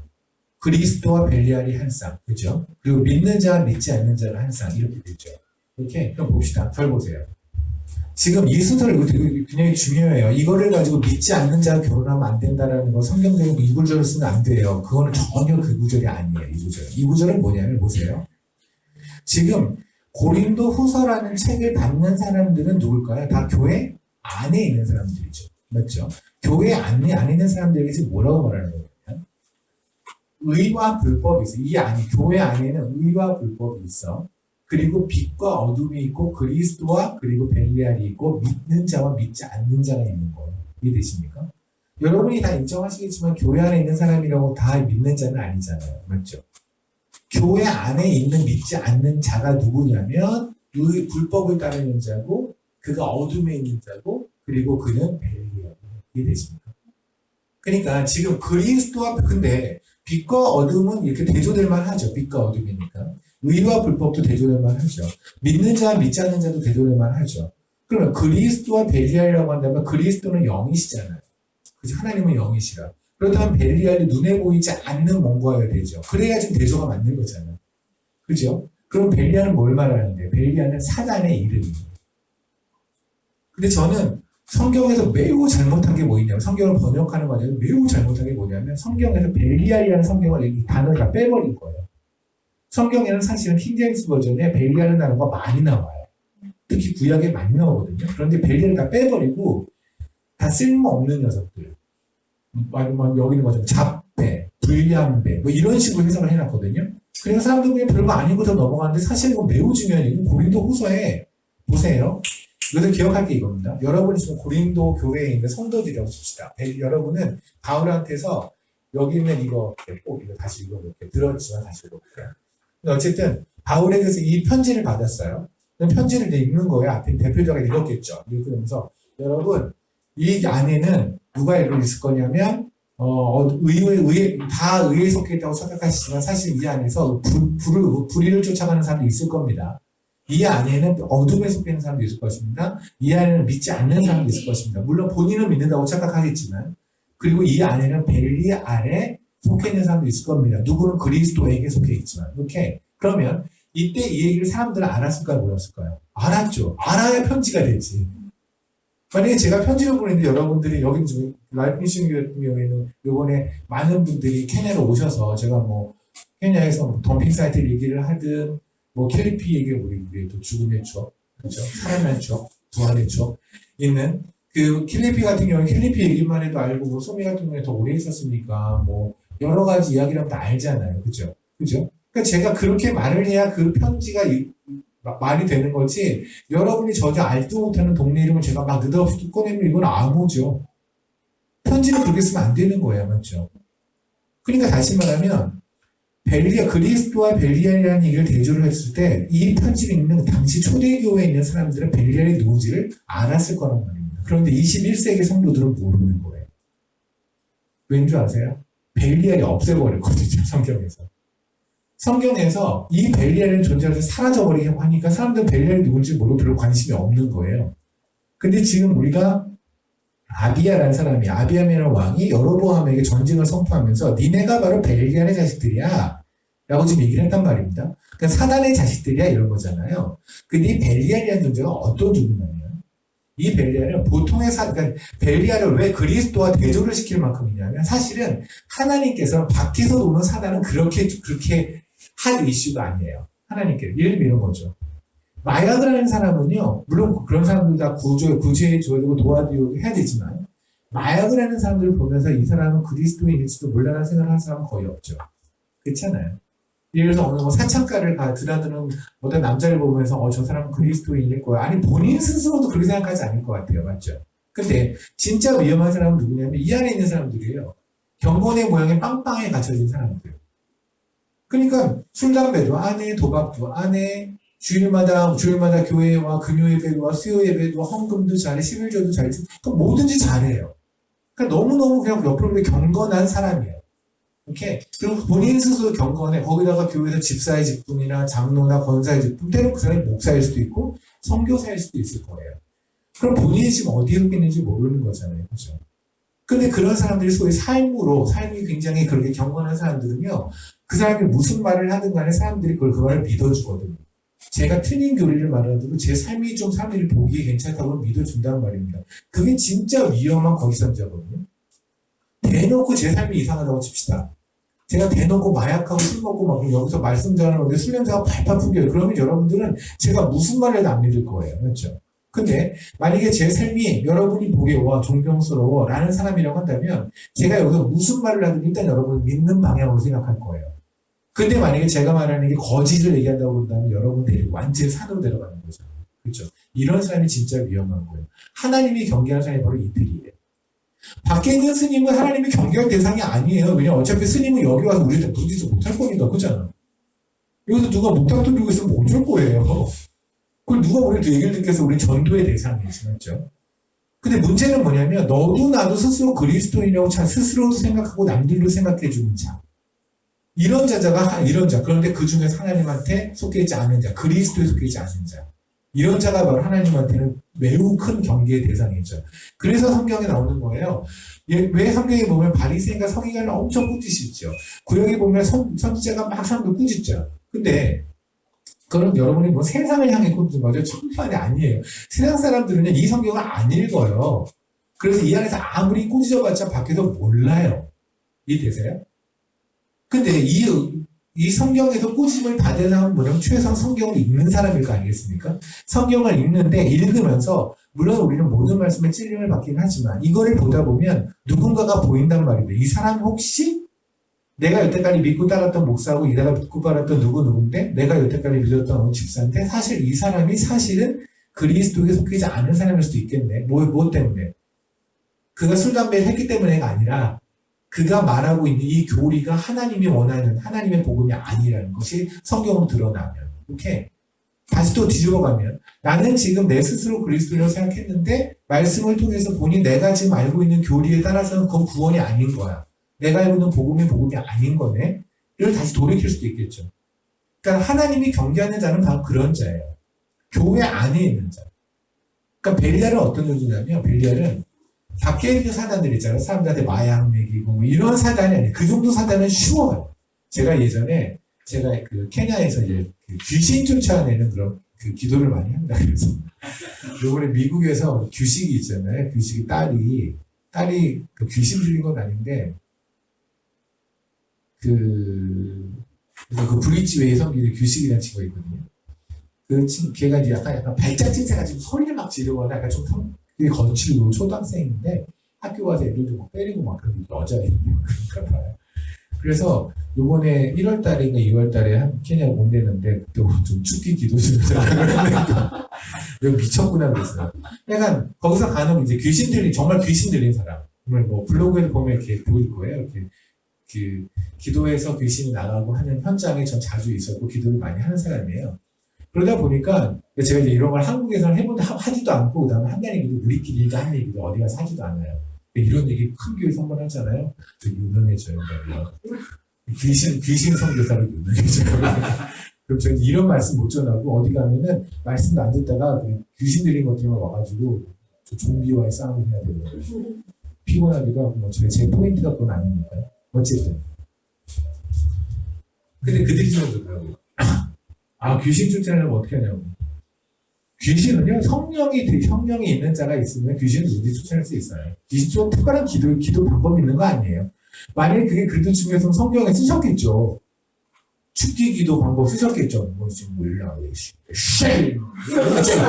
그렇게 예수할 때 예수가 아니라 예슈, 뭐 이렇게 발음해라. 예슈, 침을 얼마큼 튀길 정도로 해라. 뭐 이런 게 구체적이 있을 거 아니에요. 이게 중요하면. 근데 사실은 그건 포인트가 진짜 무서운 귀신은 뭔지 아세요? 만약에 태일이가 귀신이 들었다고 칩시다. 그럼 너도 하고 나도 알아요. 귀신이 들면 애가 귀신 들면 눈 돌아가고 이상하거든요. 완전 이상해요. 밖으로 뛰어다니는 게 이상해요. 걔는 그냥 누가 봐도 귀신 들린 애예요. 이건 누가 봐도 알아요. 그런데 그러니까 이런 감기 같은 거죠. 감기 걸리면 코가 훌쩍거리고 나고 이러면 누구든지 감기 걸린 거 아니까 다 피하잖아요. 그렇죠? 근데 진짜 무서운 병은 뭔지 아십니까? 암이에요. 증상이 없는. 진짜 무서운 귀신은 뭐냐면 안에 들어와서 발작을 일으키지 않고 옆에 서서 우리의 삶을 조종하는 애들. 하나님이 아닌 세상을 쳐다보게 하고 하나님 반대쪽으로 조용히 우리를 끌고 가는 것 같아요. 그렇죠? 벨리알이 그래요. 보세요. 밖에 있는 귀신들은요 편해요. 사람들을 교회로 못 가게 하는 귀신은 매우 편해요. 간단해요. 근데 진짜 위험한 귀신은 뭐냐면 교회 안에 들어와서 여기서 하나님을 못 믿게, 그리스도를 못 믿게 하는 귀신. 그 사단이 바로 벨리알이에요. 벨리알이라는 사단은 어떤 특징이 있냐면 자기의 성전을 만들지 않아. 자기를 숭배하기를 원하지 않아. 그는 언제나 교회에 들어와서 하나님의 성전에 들어와서 여기서 성도들이 자기를 숭배하게 만들어요. 그의 이름을 자기는 그리스도인이라 하고 자기를 예수라 해요. 그러니까 뭐냐면 다시 말하면 그는 늘 복음을 말씀을 왜곡해서 사람들을 받아들이게 하고 사람들이 정확하게 예수가 아닌 예수를 믿게 만들어요. 그러니까 놀라운 일이죠. 예수 믿으니까 여기 모여있는데 사실 그들이 바라보고 있는 건 따라다 사실은 예수라는 가면을 쓰고 있는 벨리알일 수도 있단 말입니다. 그게 지금 고린도 후서 얘기할 거예요. 이해되십니까? 그 자들은 어떤 자들이냐면 바울은 정확하게 말해요. 믿지 않는 자예요. 그러니까 교회 안에서 믿지 않는 자는 술, 담배 하는 사람이 아니야. 아니 술, 담배 할 수 있어요. 아니, 저는 차라리 이런 말 하는 거 같아서 제가 술 먹었다는 건 아니지. 그런 것도 꼭 생겨요. 얘기 그냥 그만합시다. 하지 마요. 하지 마요. 포인트는 뭐냐면 진짜 진리를 쫓아가지 않는 자, 그들을 믿지 않는 자. 이해되십니까? 그러니까 교회에서 얼마큼 숙성되냐는 중요하지 않아요. 이거 무슨 뭐 된장이냐? 그래서 얼마큼 숙성되게 뭐가 중요해? 그건 하나도 안 중요해요. 진짜 중요한 건 뭐냐면 진리를 쫓아가느냐 아니냐예요. 아멘. 아멘. 그러면 벨리알은 그리스도를 우리가 성경 안에서 그리스도와 벨리알, 그리스도에게 속해 있느냐 벨리알에 속해 있느냐 할 만큼 벨리알이 어마어마한 위치란 말입니다. 이해됐습니까? 하나님한테는 정말 경계의 대상이에요. 그러니까 예를 들면 여기서 만약에 제가 파파냐 리원이냐라고 하면 이거 좀 비유가 그렇잖아요. 그 내가 나이가 50살인데 그렇지 않아요? 그러니까 이게 다이다이가 아니잖아요. 근데 리원이냐 리윤이냐 이렇다면 비슷비슷한 거죠. 그러면 그리스도냐 벨리알이냐 할 정도로 하나님이 말씀하셨다는 벨리알이 얼마큼 막강한 영향력과 파워를 행사하는지 대강 짐작이 되시죠. 그러니까 우리가 무시하면 안 되는 존재란 말이에요. 그런데 이 무시하면 안 되는 존재를 성경에 지워버렸어요. 구약에서. 구약에는 어마어마하게 많이 써 있어요. 그래도 다 지워버렸어요. 그리고 다 불량 배라고 말해버렸어요. 그냥 우리 불량 배 그러니까 뭔가 그냥 상태 안 좋은 애들 이걸 해버린 거야. 그럼 누구 승리냐는 거예요. 이게. 사단은 너무 좋은 거예요. 사람들이 벨리알을 몰라요. 그래서 고린도후서, 고린도전서를 너무너무 잘 아는 목사님들도 벨리알에 별로 관심이 없어요. 그러니까 무슨 얘기를 해요? 믿지 않는 자와 결혼하면 안 돼. 성경에 써있잖아. 아니라니까. 여기서 말하는 믿지 않는 자는 멍에를 같이 매지 말라고 뭐냐면 교회 안에서 진리를 쫓아가는 자가 그 진리를 쫓아가지 않는데도 스스로 그게 진리라고 믿고 있는 착각하는 자들. 그걸 크게 말하면 정말 진리 쫓아가는 것과 이단들이 있겠죠. 그렇죠? 그런 자들은 함께해서 안 된다는 얘기예요. 왜 함께할 수가 없어요? 이해되십니까? 그러니까 이런 거예요. 간단히 얘기하면 목사님께서 이 구원의 길은 이것만입니다라고 말씀했단 말입니다. 만약에. 근데 이 말씀이 정말 진리라고 하는 진리예요. 근데 여기 안에서는 난 진리 같지 않아하는 사람 있잖아요. 그러면 그것에 정말로 물어봐서 설득이 되든가 아니면 끝까지 설득하지 않으면 여기를 떠나셔야 해요. 왜냐면 같이 갈 수는 없는 거예요. 왜냐면 어차피 둘 중에 하나는 틀린 걸 거 아니겠습니까? 그죠? 그럼 끝날에 보자고 어느 게 맞는 건지. 이렇게. 그래서 벨리알은 매우 중요한 얘기예요. 그렇다면 우리같이 21세기 사는 그리스도인처럼 벨리알이 뭔지 풀려기 중요하지 않고 그렇죠? 이런 사람이 아니라 진짜 벨리알이 뭔지를 알았던 구약의 백성들에게 벨리알은 너무나 큰 존재죠. 그렇잖아요? 그러면 봅시다. 아비야가 여러분 저기 있는 저 친구들 북이스라엘로 가는 여로보암과 쫓아간 그 인물들이 전부 다 벨리알의 자손들이에요. 라고 했다면 사람들이 우아하고 일어날 만하죠. 왜? 그리스도와 벨리알이라고 말할 정도의 사이즈는 하나님과 벨리알이란 말이에요. 이거는 뭐냐면 아비암이 그냥 여로보암한테 열받아서 싸우겠다는 게 아니에요. 이건 하나님이 시킨 종교 전쟁이에요. 진리와 비진리에 관한 싸움이라고 이해되십니까? 사실은 성경에서 매우 주목을 받아야 되는 장면이 바로 이 장면인데 우리는 그냥 아비암이랑 여러 번 그냥 싸웠나 보다. 40만 대 80만 싸웠는데 하나님이 도와주셔서 그들이 이겼나 보다. 끝. 아니라니까요. 이게 왜 하나님이 이들을 도와서 이기게 했냐가 중요해요. 보세요. 다시 볼게요. 역대하 13장 다시 한번.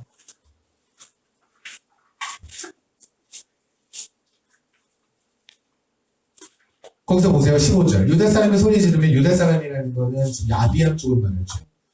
유다 사람이 소리 지르면 유다 사람이 소리 지를 때 하나님이 여로보암과 온 이스라엘을 아비암과 유다 앞에서 치시니. 그죠?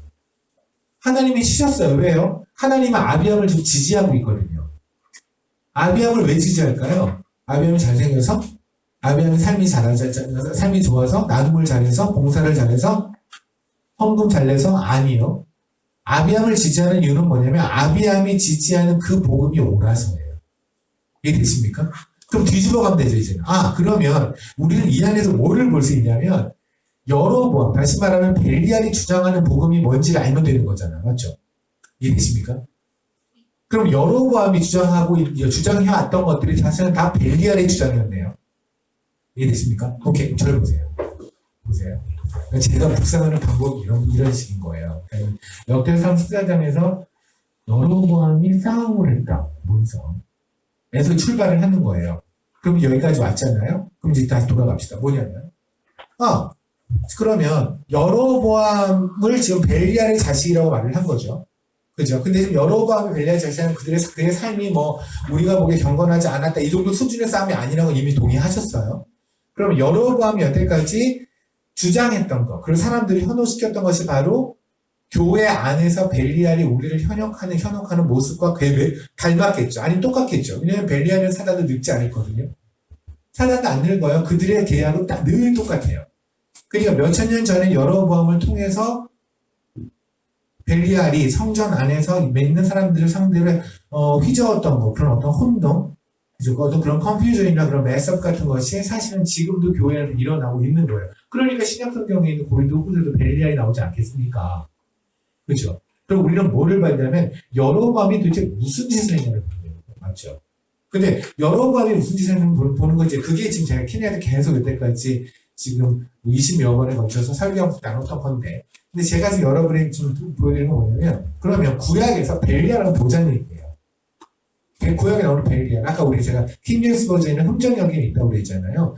흠정역에 나와 있는 그 벨리알을 보면서 벨리알이 어떤 일을 하는 놈인가를 보면 여러분이 좀 경계할 수 있겠죠. 그죠? 그 대표적으로 말씀드릴게요. 뭐냐면 신명기를 보세요.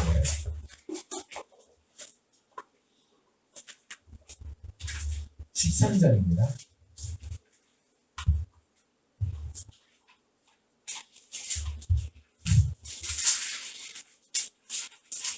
신명기 13장은 여러분 꼭 모든 성경을 읽어야 하지만 13장은 정말 반드시 꼭 좀 읽어주세요. 이게 사실은 어떤 내용이냐면 신명기는 이런 거예요. 잘 보실래요? 그리고 성경에 대해서 깊은 지식이 없으신 분들이 몇 명이 있잖아요. 성경 같은 게 소민을 내가 알고 이거는 그냥 많이 배웠어요. 어쨌든 봅시다. 신명기는 이런 겁니다. 잠깐 읽어드릴까요? 심판이 있는 거 없죠. 저기 가서 어떻게 감 걸려? 보세요. 아니 보세요. 뭐냐면 신명기 이런 거예요. 지금 이제 모세랑 백성들이 쭉 와가지고 가나안이라는 이렇게 해야 되겠구나. 이쪽으로 가야겠다. 이쪽이 어느 쪽이 동쪽이에요? 이쪽이 동쪽이에요? 이쪽이 동쪽? 오케이. 그러면 이렇게 하면 돼요. 이렇게 돼요. 오케이. 여러분 제 백성의 백성 한 번만 해주세요. 여기 제가 이 백성을 데리고 있는 모세예요. 이게 가나안이에요. 가나안을 이제 들어가는 거예요. 이거를 들어가기 위해서 40년 뺑뺑이를 돈 거예요. 광야에서. 근데 지금 모세는 못 들어가게 됐어요. 하나님께 들어가지 말라고 그랬잖아요. 그래서 가나안에 들어가기 전에 본인은 못 들어가잖아요. 이들은 들어가요. 여호수아랑 같이. 그때 돌아서서 얘기하는 거예요. 야, 옛날에 우리 어떻게 출애굽했고 광야에서 어떻게 사는지 알지. 사실 우리 여기까지 왔다가 정탐하러 갔다 하나님에게 못 가요. 그러다 까여가지고 40년 뺑뺑이 놓은 거잖아. 그거 다 알지? 그거를 회고하면서 그러면서 뭐 하냐면 이제 좀 있으면 니네 여기 들어갈 거야. 나는 못 들어가지만 여기 들어가면 니네 삶에 이런 일이 벌어질 거야. 하나님께서 그러시는데 너희가 이런 거를 보게 될 거고 이런 인간들을 만나게 될 거래. 근데 너희는 너의 육에 따라서는 그렇게 될 거래. 그런데 그렇게 되면 안 된다. 라는 얘기를 한 게 바로 신명기예요. 그러니까 신명기 내용은 뭐가 있냐면 예전에 출애굽기라든가 민수기 같이 과거에 있었던 이야기도 같이 포함되겠죠. 옛날에 회고하니까. 회고하는 것과 더불어 가나안에 들어가서 우리가 그들이 겪어야 되는 삶에 관한 이야기가 있어요. 이렇게. 그래서 신명기는 뭐가 들어있냐면 이렇게 생각하시면 돼요. 우리가 하나님에게 구원을 받았을 때, 그럼 구원받기 전의 삶이 있겠죠. 세상을 좋았던 어둠 속에 있었던 애굽에 있었던 삶이 있고 애굽에서 구원받아서 우리가 구원받는 데는 삶이 있겠죠. 그럼 뭐 예를 들어서 정말 10가지 재앙처럼 여러 가지 하나님이 보이는 기적을 통해서 하나님을 만나고 그런 여러 가지 일들이 있지 않겠습니까? 그렇죠. 그리고 우리 삶에서 어떤 광야 같은 하나님만 매달리는 그런 삶도 있겠죠. 그런데 또 한편 보면 뭐 있냐면 이렇게 믿는 자로서 세상에 들어갔더니 그리고 우리가 하나님을 처음 만났을 때 보면 그냥 세상이 다 뒤바뀌어 있을 것 같고 전부 다 그냥 아름다워 보일 것 같은데 전혀 아니거든요. 나만 하나님 만난 거지 세상은 다 똑같잖아요. 그죠? 그쵸? 세관 가격은 똑같고 나 변한 게 하나도 없어요. 나 같으면 이 은혜를 받아 나 같으면 저들이 은혜를 나를 공짜로 줄 수 있을 것 같은데 그들은 여전히 세관 가격을 다 받아야 되는 거고 그죠? 그러니까 세상은 변한 게 하나도 없고 나만 지금 하나님을 만났단 말입니다. 그러니까 예전에는 그들과 똑같은 식단이었는데 이제 내가 달라졌으니까 그들의 삶이 나는 이제 다르게 보이는 거잖아요. 그게 가나안에 들어간 우리의 삶이에요. 세상에 들어와서. 그러니까 여러분이 세상에서 막 까이고 부딪히고 막 이럴 때 있잖아요. 까이고 뭔가 내가 왜 이렇게 무너지나 세상에서 압도되어지나 라는 거에 대해서 여러분이 묵상하고 싶으시고 이거에 대해서 하나님을 어떻게 바라보시면 알고 싶으면 신명기를 묵상하시면 돼요. 오케이? 그 중에 13절에 관한 13장의 이야기는 무엇이냐면 매우 중요합니다. 여러 가지 있는데 시간 관계상 넘어가고요. 딱 하나만 볼게요. 13절. 와, 지금 제가 1절부터 12절까지 건너뛴 거는 제가 엄청난 용기를 낸 거예요. 지금 밤이어서 제가 지금 시간이 밤만 아니었으면 다 했어요. 이거. 13절 볼게요. 너희 가운데서 어떤 불량배가 일어나서 일이 있다고 그랬다고요. 개혁개정은 불량배라고 나왔죠. 이거 킹제임스 버전은 흥정형하고 흥정형이 위에 다 벨리아라고 나와 있거든요. 그러니까 이거를 불량배라고 하면 안 되는 거예요. 왜냐면 불량배라고 해버리니까 뭐가 되는 줄 아세요? 이거는 교회랑 상관이 없는 밖에 사람이 되는 거예요. 불량배 있잖아요. 길에 있는 불량배. 근데 아니라고요. 벨리아는 늘 밖에 있는 것들이 아니라 교회 안에 있는 것들이거든요. 오케이? 그래서 너희 가운데서 어떤 불량배가 일어나서 벨리아에 일어나서 너희 가운데서라는 말 신경 저기 줄 좀 주실래요? 그러니까 벨리알이 존재하는 곳은 어디냐면 밖에서 기어 들어온 애들이 아니라 니네 안에 있다고요. 아까 말씀드렸잖아요. 그 성읍 주민을 유혹하여 이르기를 너희가 알지 못하던 다른 신들을 우리가 가서 섬기자 한다 하거든. 그죠? 그러니까 벨리알이 하는 뭐냐면 교회 안에 들어와서 다른 신을 섬기면 되는 거예요. 다 물론 이들이 바보는 아니죠. 여기 교회에 들어와 갑자기 우리 절에 가요. 이런 사람은 없을 거 아니에요. 그러니까 이들로 예수를 믿자 하나님을 믿자고 하는데 그 하나님이 아닌 거죠. 하나님이 말씀하시는 그 하나님이 아닌 거죠. 이 짓을 누가 했다고요? 여로보암이 했으니까 여로보암을 벨리알의 자식이라고 하는 거 아니겠습니까? 그렇죠. 이거 외에도 많아요. 많은데 제가 오늘 인내심을 발휘해서 다른 거 안 하고 이거만 갈게요. 뭔가 인내심 장난 아니거든요. 저 원래 이렇게 인내가 없거든요. 제가 알잖아요. 네, 아침. 그래요? 그래? 정말요? 일단 열왕기상으로 갑시다. 열왕기상 12장을 볼게요.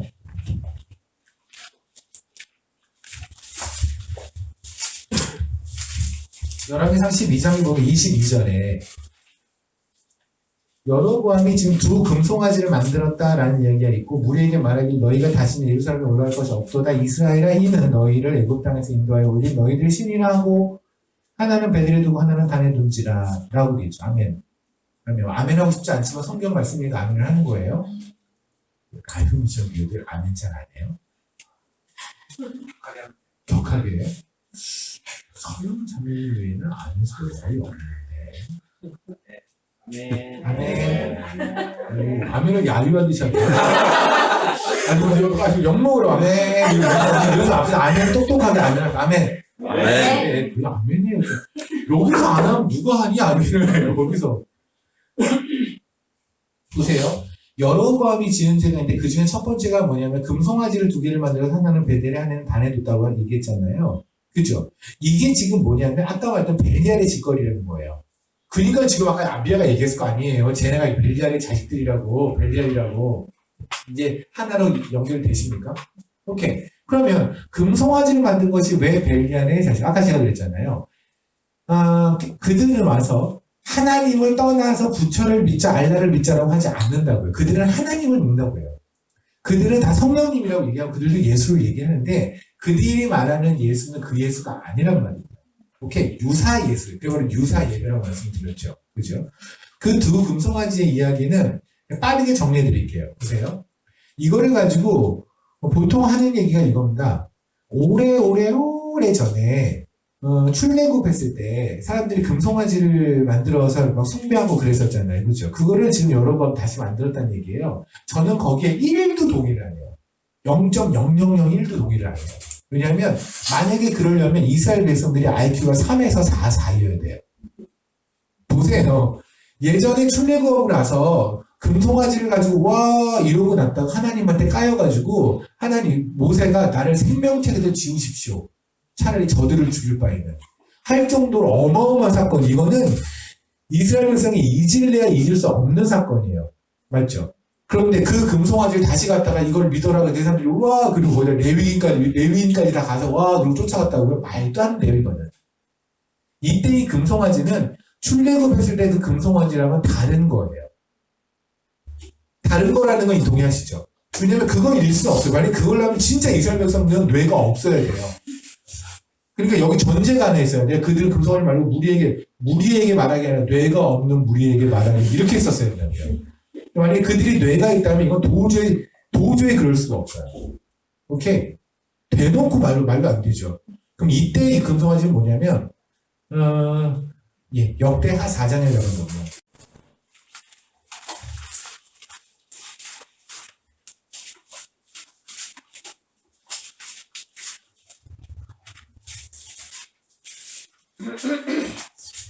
역대하 4장에 보면 4절입니다. 그 바다를 역대하 4장입니다. 지금 성전에 관한 얘기를 하는 거예요. 그 바다를 노새 황소 2마리가 바쳤으니 3마리는 북쪽을 향하고 3마리는 서쪽을 향하고 3마리는 남쪽을 향하고 3마리는 동쪽을 향하였으며 바다를 그 위에 놓았고 소의 엉덩이는 다 안으로 향하였으며. 아멘. 보세요. 설명해 드릴게요. 지금 성전이 있어요. 성전은 뭐야 보냐면 여러분이 이제 학교 운동장 있죠. 학교를 졌는데요. 학교를 이렇게 제가 여기서 학교 게이트 딱 들어갔어요. 운동장이 있고 저 안에 건물이 있겠죠.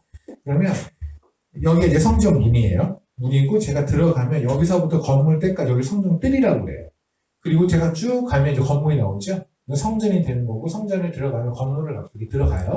계단을 올라가서 건물 들어가면 안에 커튼이 이만큼 있는 이 전까지를 성소라고 그러고 그리고 커튼 이후를 지성소라고 그래요.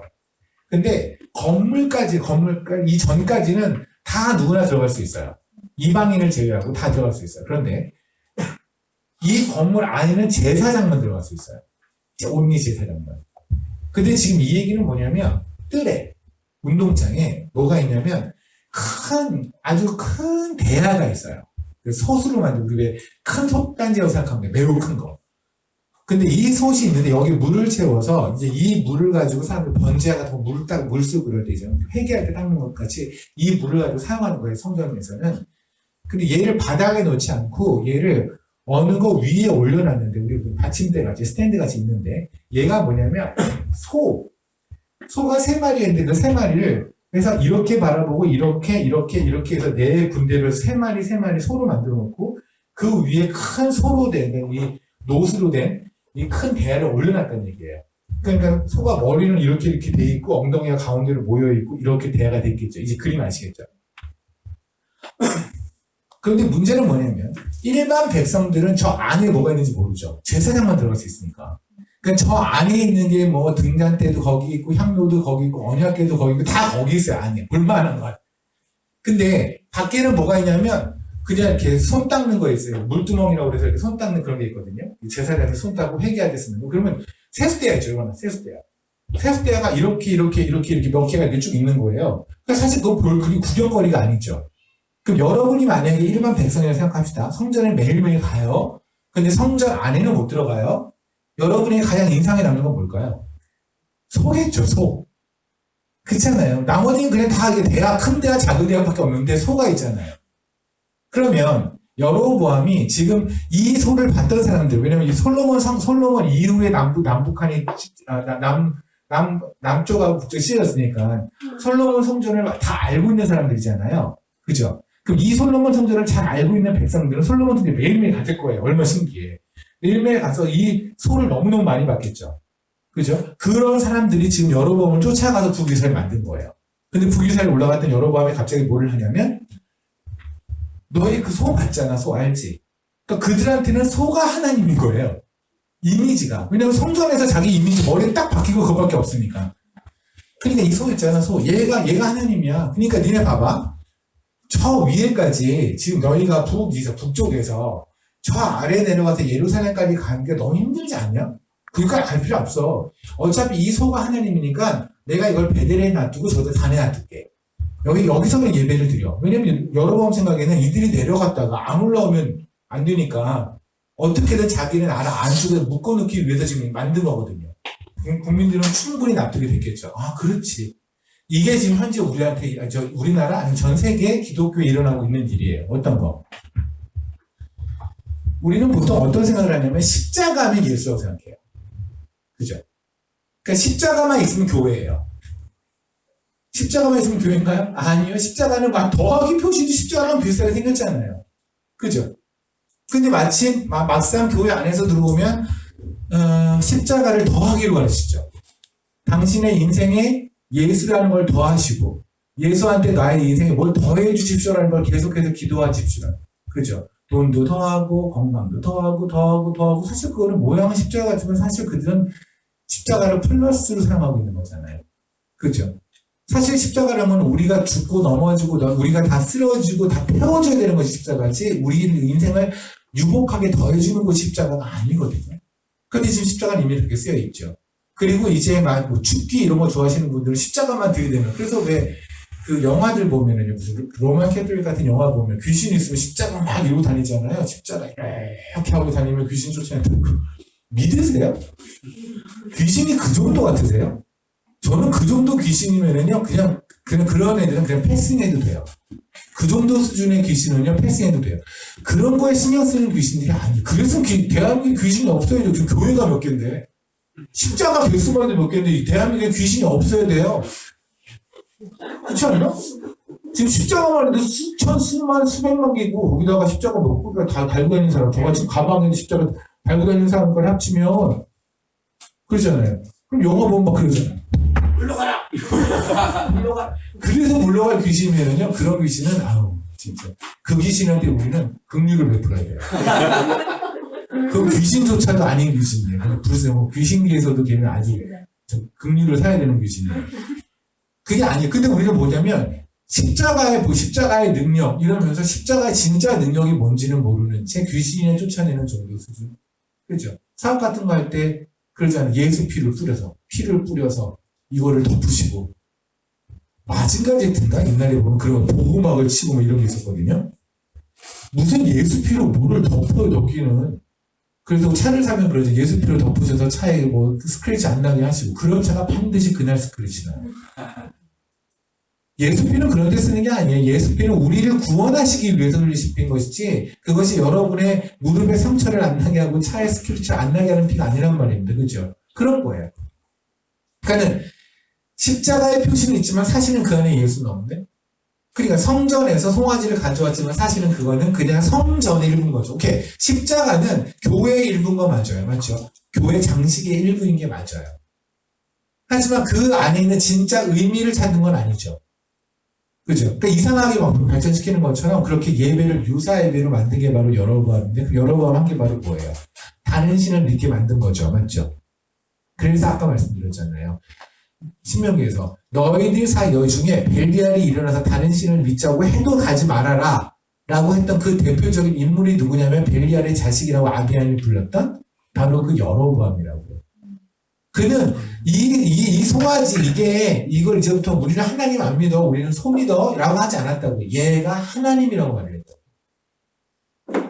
우리는 이제부터 하나님을 안 믿어가 아니라 우리는 이 십자가도 믿고 다 있어. 하지만 이 십자가는 성경에서 말하는 십자가가 아니라 다른 십자가. 왜냐하면 성경에서 말하는 십자가 너무 거칠잖아. 죽어야 되고 십자가에서 죽고 예수 죽고 나도 죽고 뭐야 다 죽는데 그런 거 말고 뭔가 좀 삶을 윤택하게 하고 좋잖아. 십자가로 귀신도 쫓아내고 재밌잖아. 익사이팅하고 삶이. 귀신 이거 쭉 쫓아내고 쭉 하고 다니면 귀신도 쫓아내고 재밌잖아. 그 종교 놀이하는 거죠. 그냥 예수 놀이하는 거죠. 예수 쟁이가 되게 하지 않고 그냥 예수 놀이하게 만드는 자들.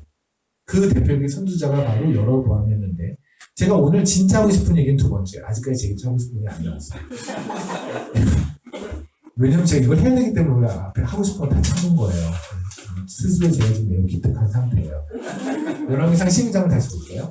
오케이. 일단 금송아지 얘기는 알았습니다. 근데 진짜 중요한 건 31절입니다. 그가 또 산당을 짓고 레위 자손 아닌 보통 백성으로 제사장을 삼고. 보세요. 저 잠깐 봐주세요. 하나님께서는 레위 백성에게만 제사장을 하라고 했어요. 그죠? 근데 여로보암은 이제 10개의 부족을 데리고 올라가서 사람들에게 예루살렘에 내려가지 못하게 하고 베들과 단에서 소를 보면서 하나님이라고 소리치며 예배를 드리게 하는 원하는 거잖아요. 그때 그들을 유혹했던 방법이 또 하나 뭐냐면, 야, 니네 솔직히 쟤네들 레위들만 제사장이라고 짜증나지 않냐? 아니 쟤네가 뭐 신학대를 나와서 뭐 어쨌어. 그냥 하나님이 레위 너는 제사장 그래서 그런 거잖아. 니네들 솔직히 쟤네랑 큰 차이 없잖아. 그치? 네가 성경을 더 잘 많이 알아. 근데 우리 그러지 말고 제사장 이런 거 레위인 이렇게만 하지 말고 다 제사장 원하면 손들고 제사장 하자. 뭐 매우 멋지지 않아요? 뭔가 좀 라디미션 그려져. 라디미션에 어디 틀이 없고 그렇죠? 틀이 없고 그냥 목사님도 스스로 목사님인 거 전혀 막 티내지 않으시고 저한테 맨날 그러잖아요. 저희 라디미션 교회 실질적인 담임 목사님, 선교사님 내 말 같지도 않은 그러니까 뭐 그 정도로 본인의 권위를 전혀 내세우지 않고 막 이런 분위기 같지 않아요? 또 되게 좋아 보이지 않아요? 저는 여러분 이야기를 보고서 저는 이거를 가지고 그렇게 한 사람 얘기를 들었어요. 이 부분은 참 잘했다. 그러니까 뭔가 권위주의를 없애고 누구나 원하면 제사장을 할 수 있고 뭔가 설득하다고 그렇게 들리죠. 이게 왜 말 같지도 않은 얘기인지 아세요? 제사장을 하나님께서 왜 레위인만 제사장을 하려고 했냐면 그게 이거죠. 아까 여로보암이 말한 게 똑같이 맞아요. 레위 쪽에서 한 게 없잖아요. 가만히 멍까고 있는데 갑자기 너 어디서 제사장해? 그리고 네 자손들은 다 제사장이야. 아론? 그리고 네 자손들은 다 제사장인데 이래서 제사장 된 거잖아요. 여러분 어떻게 그리스도인 됐어요? 멍까고 있다가 그리스도인 됐어요. 아멘. 그러니까 우리가 한 일이라고 멍깐 것밖에 없어요. 우리가 그리스도인이 되는 데 있어서 했던 유일한 공로는 멍. 이 외에 우리는 어떠한 공로도 한 게 없다고요. 그리고 우리 그리스도인이 됐단 말입니다. 하나님께서 왜 레위인을 제사장으로 삼는 이걸 통해서 하나님이 하시고 싶은 얘기는 뭐냐면 제사장으로 삼는 이 모든 선택권의 주권은 나한테 있다는 얘기를 하고 싶으신 거예요. 아멘. 이해되십니까?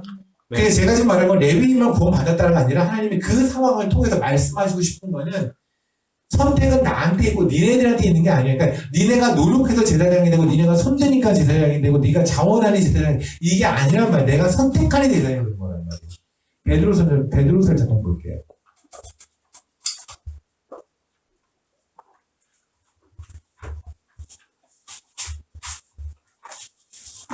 베드로전서입니다.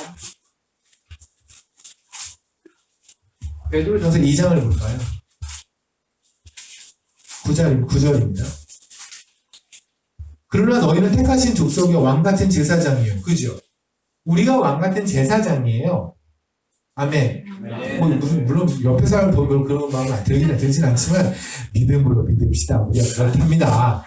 아무리 자세히 봐도 예서가 왕같은 제사장 같고 뭐 이러진 않잖아요. 그죠? 우리 아까까지도 뭐 서로 이빨에 김 있는 거 뻔히 알면서 김밥 먹고 이랬던 사람들이 것도 거룩한 나라요. 우리 그런 것 같지 않잖아요. 그런데 하나님 눈에는 그렇단 말입니다. 아멘. 아멘. 우리가 왕같은 제사장이 된 근거는 뭐냐면 하나님의 선택이라고요. 그분이 그렇게 하시기로 했단 말입니다. 아멘. 아멘. 그럼 여러분이 무슨 죄를 짓지 알겠죠? 왕같은 제사장은 누가 하는 거냐면 니네가 손들면 하는 거라고 바꿔버렸다고요. 니네가 노력하면 제사장이 될 수 있어? 다시 말하면 니네가 노력하면 구원받을 수 있어.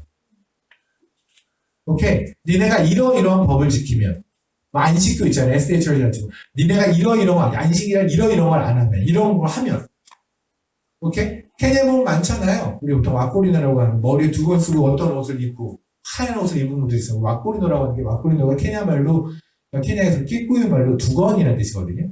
그들은 두건을 쓰고 뭐 하얀 옷을 입고 다녀요. 그럼으로써 본인들이 나는 뭔가 경건한 삶을 산다. 사실은 겉으로 보기엔 충분히 경건하죠. 왜냐하면 자매님 같은 경우에 특히 예쁜 옷 입고 싶잖아요. 그죠? 근데 하얀 푸대자루 같은 걸 이렇게 평소에 입고 다닌다고 보세요. 와, 이거 대단한데 헌신해, 맞죠?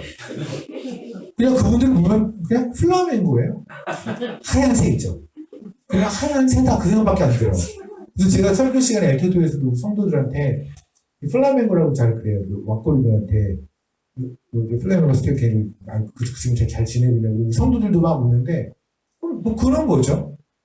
그러니까 충분히 그들의 모양은 굉장히 경건한 거예요. 그 자기 욕구를 참고 그죠? 근데 그것이 구원을 주장 말입니다. 근데 그들은 그걸 통해서 구원을 받는다고 믿거든요. 내가 안식일날 뭐뭐를 하고 뭐뭐 하지 않고 이런 행동을 통해 내가 구원을 받는다고 생각을 한단 말입니다. 그럼 뭐예요? 어쨌든 누구나 그 노력을, 그 말이 맞다면 누구나 그 노력을 하면 그 노력을 하고자 하는 자원하는 마음으로 구원을 받고 싶어서 그 노력을 하면 구원을 받는 거잖아요. 그럼 제사장은 누가 할 수 있는 거예요? 원하는 사람이. 맞죠? 이게 바로 벨리알의 제례니까요. 제사장은 아무나 할 수 있게 만든 거예요. 이해되십니까? 이건 어마어마한데요. 제가 그저께 블로그에 올렸던 내용인데, 역대를 잠깐 보시네요. 26절입니다.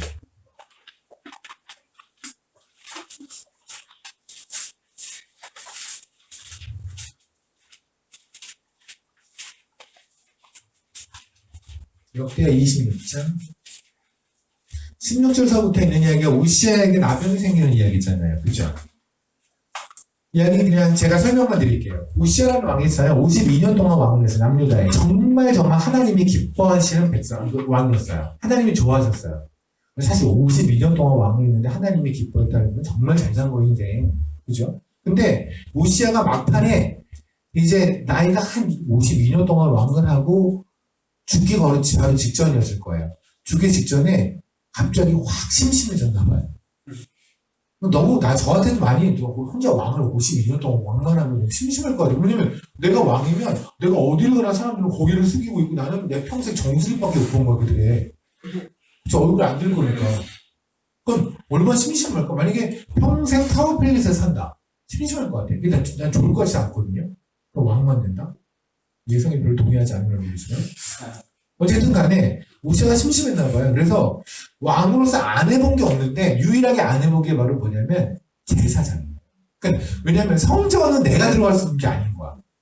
그죠? 성전 제사장만 들어가니까 자기도 왕이지만 뜰에만 간 거야 계속. 그래서 소만 본 거야. 엉덩이만 계속 본 거야. 엉덩이가 안쪽에 있으니까 얼굴만 계속 본 거야 이렇게. 그러니까 우시아가 저 안에 뭐가 있을까 궁금할 만하지 않아요? 하나님 사랑하니? 그래서 제사장 흉내내기를 한번 한 거예요. 그래서 들어가서 향로를 가지고 그러면 이제 대제사장처럼 커튼 뒤 지성소로 들어갔다는 거예요. 지성소는요 제사장 중에서도 대제사장만 1년에 한 번 들어갈 수 있거든요. 들어갈 때는 몸에 끈을 메고 들어가요. 그래서 만약에 이 친구가 들어가다가 뭔가 실수를 하거나 실수하는 건 뭐냐면 향로를 갖고 향연을 피워야 돼요. 향연을 이렇게. 향연을 펴서 향연이 이렇게 나와서 향연으로 하나님과 내 사이가 가려져야 돼요. 근데 만약에 이 사람이 궁금해서 이렇게 하고 죽는 거죠. 죽는 거예요. 그러니까 하나님을 직접 보려면 예수 그리스도를 통하지 않고는 못 봐요. 그게 향로의 의미거든요. 향연의 의미예요. 오케이? 그래서 요새 보면은 그냥 나는 하나님이 운전하는데 옆에 앉아 계셔서 주님이 내 옆에 앉아 계셨어. 그러는데 잘못 보셨을 거예요. 주님이 그렇게 한가하지 않으세요. 잘못 보셨을 거고, 요새는 내가 하나님이라는 분도 있고, 여러 분도 많잖아요. 그냥. 근데 만약에 정말, 만약에 박정 목사님께서 본인이 그래서 그래서 많아. 가능성 있죠. 내가 하나님이라 그럴 수 있잖아요. 내가 거기서도 나를 박하나님이라 불러라. 이렇게 할 수 있잖아요. 그러면, 검증을 하시면 돼요. 간단해요. 하나님이시라면요, 이분을 예성이가 보자마자 죽어야 돼요. 오케이. 예수 그리스도를 통하지 않고 하나님을 못 본다니까요. 그래서 하나님께서 그 모세 있잖아요. 모세가 하나님을 보고 싶어요 그랬더니 네가 날 보면 죽어. 그래서 모세에게 뭐래요? 반석, 바위 틈으로 숨어라. 내가 그 사이 영광이 지나갈게. 반석이 뭔지 아십니까? 고린도 전서 10장에 보면 반석은 그리스도라고 되셨거든요. 그리스도 안으로 네가 숨어. 그래야 내 영광이 지나갈 수 있어. 우리는 그리스도가 아니면 우리는 다 죽어요. 그러니까 만약에 혹시 제가 어느 순간에 곽희원 선교사가 지금 하나님이래 이렇게 하면은요 검사를 한번 해보시면 돼요. 그냥 이렇게 교회에서 가장 마음에 안 드는 애를 저한테 보내세요. 그래서 제가 죽었는지 살았는지 만약에 그가 죽었다 제가 보자마자 죽었다 그러면 처음 믿어보세요 저를. 근데 만약에 여전히 제가 살아있다 그러면 일단은 저는 그냥 무조건 거짓말이에요. 오케이 보세요. 지금 향로를 가지고 들어가고 싶은 거예요 본인이. 그때 제사장이 말해요. 당신 죽어요. 야, 웃기지만 내가 52년 동안 하나님께 얼마나 잘했는데 하나님이 나 잘했다고 매일매일 칭찬해줬어. 그건 사실일 거예요. 너무너무 인생 잘 살았을 것 같아요. 그리고 이제 하나님께 들어가려고 하는데 향로를 갖고 들어가서 죽었을 텐데 하나님이 참 은혜로운 게 뭐냐면 들어가기 전에 나병을 치세요. 만약에 들어갔으면 죽었어요. 끝났어요. 그런데 나병으로 치세요. 그래서 죽을 때까지 나병을 앓다 죽어요. 나병이 뭔지 아시잖아요. 왜 그랬을까요? 이걸 통해서 하나님이 말씀하시고 싶은 게 뭔지 아십니까? 아, 그거는 그냥 성직자의 그거는 우리가 건들면 안 된다. 이런 얘기가 아니에요. 목사님 그림자도 밟지 말라. 그런 얘기가 아니에요. 이 얘기는 뭐냐면 마찬가지예요. 하나님이 선택한 제사장이죠. 그거는 하나님의 선택권이다. 네가 아무리 52년 동안 삶을 잘 살았다고 그것이 널 제사장으로 만들어주지 못한다고요. 이해하시겠습니까? 우시아 잘 살았어요? 하나님이 보시기에 잘 살았어요? 하지만 그것조차도 우리를 제사장으로 만들어주지 못해요. 우리가 선택이 되는 것은 내가 노력한다고 내가 술, 담배를 끊었기에 그리스도인이 되는 게 아니잖아요. 그죠? 하고 마찬가지 얘기예요. 하나님은 그 말씀을 하시고 싶은 거예요. 지금 계속. 처음부터 끝까지 하나님 말씀하시는 건 뭔지 아십니까? 내가 너희를 선택했다. 나는 하나님이고. 니네가 나한테 오는 유일한 방법은 내가 너를 끌고 나한테 와야 되는데 나는 거룩하여서 너희같이 더러운 것이 내 앞에 오면 나는 괜찮지만 니네가 다 죽어. 오케이? 왜냐면 그렇잖아요. 만약에 파리 한 마리가 날라오면 어떻게 하시겠어요? 죽여야죠. 그죠? 우리는 파리와도 못하는 인간들이에요. 정말 더러운 인간들이거든요. 하나님은 우리를 가까이 두고 싶지만 하나님이 거룩해서 우리가 오면 얘네가 죽을 수밖에 없어요. 그러면 얘가 사는 유일한 방법은 뭔데? 얘가 죄를 없애줘야 돼. 얘가 깨끗해져야 돼, 이렇게. 근데 원래 더러웠던 애들이, 원래 이렇게, 저 소품을 좀 잘 쓰죠.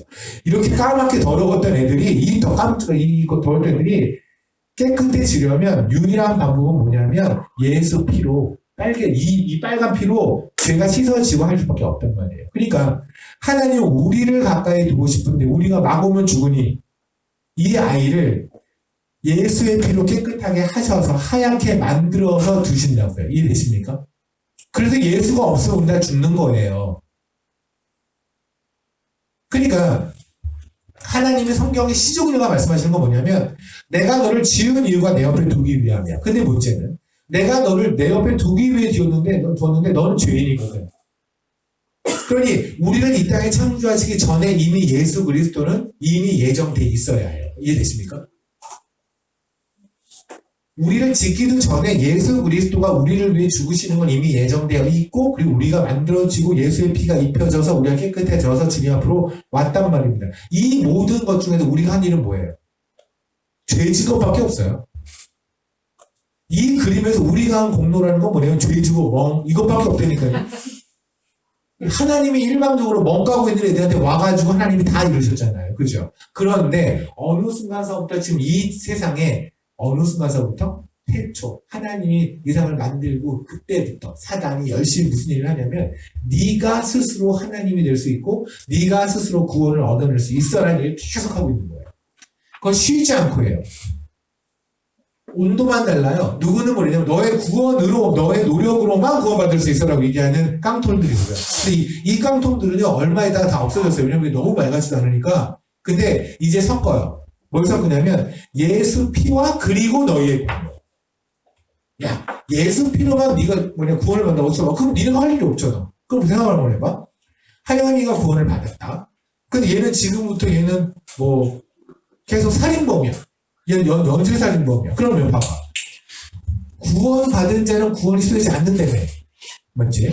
그럼 하영이 너는 구원 받았어. 근데 그 뒤로 연쇄살인을 해서 10명을 죽였어. 그러면 이렇게 돼도 얘는 구원을 받았다는 얘기야? 라고 말하는 인간들이 생긴단 말입니다. 아마 제가 지금 말하는 게 조금 과장되었지만 비슷한 논리들의 이야기를 들어보셨을 거예요. 그리고 스스로 궁금하실 거예요. 내가 구원받았다고 하지만 사실은 구원받았다고 하지만 그 내 삶을 보면 아닌데 그럼 내가 어떻게 살아도 난 구원을 받았다는 거야? 그럼 구원받은 사람은 어떻게 아무렇게나 살아도 된다는 거야? 라는 문제가 생기잖아요. 그런데 그거에는 결정적으로 뭐가 빠진지 아세요? 하나님이 살아계신다는 게 빠져있어요.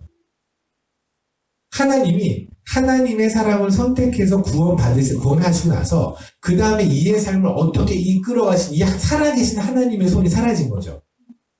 그죠? 그러니까 그들의 논리는 세상에서는 할 수 있는 논리예요. 하지만 제가 믿는 자, 뭘 믿냐면 하나님이 살아계신다는 걸 믿는 자들은 절대 이 논리를 말할 수 없어요. 그렇잖아요. 예를 들어서 여러분이 제가 말씀드렸지만 제가 학원에서 할 때 한 애를 선택을 해요.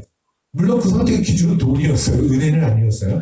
돈을 많이 주는 선택을 했는데 그 제가 선택한 애를 얘를 그 대학교를 보내려면 전 제가 선택한 제 이름을 위해서. 왜냐면 얘가 대학교 떨어지면 제가 제 명예가 있잖아요. 그러니까 얘를 보내기 위해서 저는 정말 지독하게 관리를 했거든요. 지독하게 때리고 지독하게 갈고먹고 지독하게 얘를 다뤘어요. 근데 하나님이시라고요. 하나님이 자신의 이름을 위해서 선택하세요. 그럼 이 아이를 어떻게 하나님이 끌고 가시겠습니까? 하나님이 끌고 가시겠죠. 맞죠? 요게 빠진 거예요. 이게 빠져서 빠진 거 하나님이 살아계신 걸 빠져버리니까 그러니까 막 이런 말 같지 않은 질문들이 생기는 거죠. 하나님이 선택한 백성은요 반응할 수밖에 없어요. 왠지 아세요? 우리 안에 하나님이 사시잖아요. 아멘. 그것의 정도는 때로는 지금 현재 누구는 이만큼이고 누구는 이만큼일 수 있어요. 근데 지난번에 제가 우리 라이프 미션 교회에 케냐 와서 아시는 분은 아시고 모르시는 분은 모르지만 차가 뒤집어졌어요. 킬리프에서 오다가 차 안에 13명이 타고 있었거든요. 꼬마에 있는 리원인가를 포함해서 차가 이렇게 가다가 이렇게 뒤집어졌어요. 그래서 저는 위쪽에 있었고 그리고 아래쪽에 사람을 다 깔렸고 그랬거든요. 차가 그냥 이렇게 아무렴 차가 이렇게 귀엽게 이렇게 되진 않고 꼬마던져 봉봉 같이 하다가 아이고 이렇게 되진 않았겠죠. 아무렴 차가 어떻게 됐어요? 삥 가다가 갑자기 이쪽 차가 가다가 삥 그러다가 그 옆에 있는 그 잔디밭 같은 데 잔디밭이라고 하면 너무 좀 이쁘다. 어쨌든 이렇게 해서 찌팍 이렇게 됐어요. 그 동안에 모두의 간증을 들어보니 뭐냐면 그 순간에 사모님이 말씀하시는 지금 하나님 만나는 거예요. 차라리 이렇게 만나면 좋겠다. 이게 우리 안에 있는 믿음이니까 진짜예요. 진짜예요. 저는 그런 사고를 4번을 당했거든요. 4번을 당할 때마다 제가 느끼는 건 뭔지 아십니까? 이대로 만나네. 무섭다는 생각이 1도 안 들어요. 진짜요. 그러니까 그거 상황을 밖에서 보거나 내지는 그런 상황이 있기 전까지는 무섭잖아요. 마치 막판에 정말 이대로 가는구나, 이대로 주님이 가는구나 이렇게 보면 하나도 안 무서워요. 그게 우리 안에 들어있는 믿음이라니까요. 우리가요 되게 삶이 후지지만 가만히 보면 예전보다 조금 덜 후져요. 뭐 스틸 많이 후져요. 알아요. 근데 그래도 나아지고 있어요. 그죠? 그냥 everyday getting better. 그죠? 좀 나아지고 있잖아요, 우리. 하나님이 이끌어 가신단 말이에요. 모든 선택은 하나님에게 있는데, 그런데 하나님에게 사단이 보냈어요. 벨리아는. 하나님을 흠집을 내야 돼요. 하나님의 교리를 흠집을 내야 돼요. 하나님의 교리, 복음의 교리를 흠집내는 건 뭐냐면 하나님의 완전성을 부셔버려야 돼요. 하나님은 완전만 안 하면 돼요. 여러분 오해하지 마세요. 벨리알은 하나님이 없다라고 말하지 않아요. 하나님은 50%만 완전하다고 말하지 않아요. 하나님, 벨리알은 고급 벨리알을 이렇게 말해요. 하나님은 99%가 완전. 근데 1%는 우리의 힘에 의존해. 그러니 하나님이 이렇게 구원하시고 작정한 애들이 있는데 우리 쪽에서 손을 뻗어야 그래야 구원을 받는 거야. 그럼 뭐예요? 하나님하고 하나님의 99% 노력과 우리의 1%, 하나님의 99%의 은혜와 우리의 1%의 노력의 콜라보로 우리의 구원이 탄생하는 거죠. 멋지지 않아요? 이 멋진 이야기가 왜 이단인지 아십니까? 하나님의 완전성이 무너졌거든요. 하나님은 제가 얘기했잖아요. 제가 차라리 하나님을 향해서 여러분이 하나님을 향해서 쌍욕을 하세요. 그냥 세상에서 듣기 힘든 쌍욕을 하는 게 나아요. 무엇보다 하나님의 완전성을 부인하는 겁니다. 하나님은 99.999%가 완전하십니다라고 말하는 겁니다. 그게 하나님이세요. 하나님은 그분의 완전하심으로만 사랑하시는 거예요. 아멘. 아멘. 근데 왜 우리는 자꾸 구원이 되고 시비를 걸죠? 그러다 보니 이단이 출현을 하는 거예요. 그래서 뭘 해요? 니네가 이런 절기를 지켜야 돼. 예를 들어 유월절 같은 걸 지켜야 돼. 이거를 해야 돼. 안식일날 이런 걸 하면 안 돼. 이걸 해야 돼. 그래야 니네 구원받아. 천만에 저는 구원을 그런 사람들이 얘기하는 특징이 뭐냐면 구원은 이제 취소된다는 얘기 자주 하거든요. 왜냐면 안 하면 취소된다고 겁이 생기니까. 그런 분들의 특징이 뭐냐면 교회에 열정이 넘쳐요. 왜? 안 하면 구원이 취소되는데 열정이 넘칠 수밖에 없지. 저도 웬만하면 이제 이단을 만든다면 저는 정말 굉장히 고급진 이단을 만들어서 사람들이 아주 열성적으로 그냥 여기 살게 다 하게 만들 수 있거든요. 당연하죠. 왜냐하면 별 얘기 안 해도 돼요. 구원이 취소될 수 있다는 가능성만 던져주면 돼요. 그럼 구원이 취소되는 건 뭐예요? 내 삶이 받쳐줘야 되는 거지. 그럼 내 삶이 받쳐주는 건 뭐야? 최선을 다해야 되지. 그럼 어떻게 자다가도 불안한 거야? 자다가도. 그냥 자다가 내가 졸았다고 구원이 취소되는 건가? 이러니까 이제 잠도 못 자는 거예요. 교회도 헌금 낼 때 그럴 거 아니에요. 이거 취소될지도 몰라. 어쩌지? 이렇게 할 수밖에 없는 거 분위기상 아니야? 맞잖아요. 그럼 당연히 그러니까 제가 목사님 혹시 헌금 잘 안 거치잖아요. 그럼 큰일 납니다. 돈이 취소돼도 가능성 뭐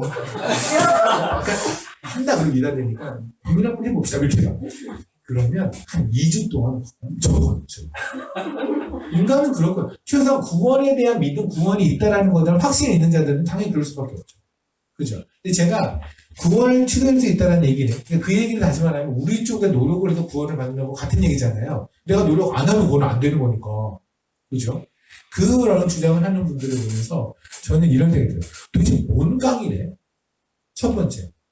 구원이 정말로 프라이슬리스한 걸 인정한다면, 정말 값으로 매길 수 없는 거라는 인정한다면, 우리가 생각해요. 소미야 지금도 노력해서 얼마 벌을 테니 평소에 정상적인 방법으로. 아니, 먹고 쓰고 뭐 해낼 거 아니야, 그치?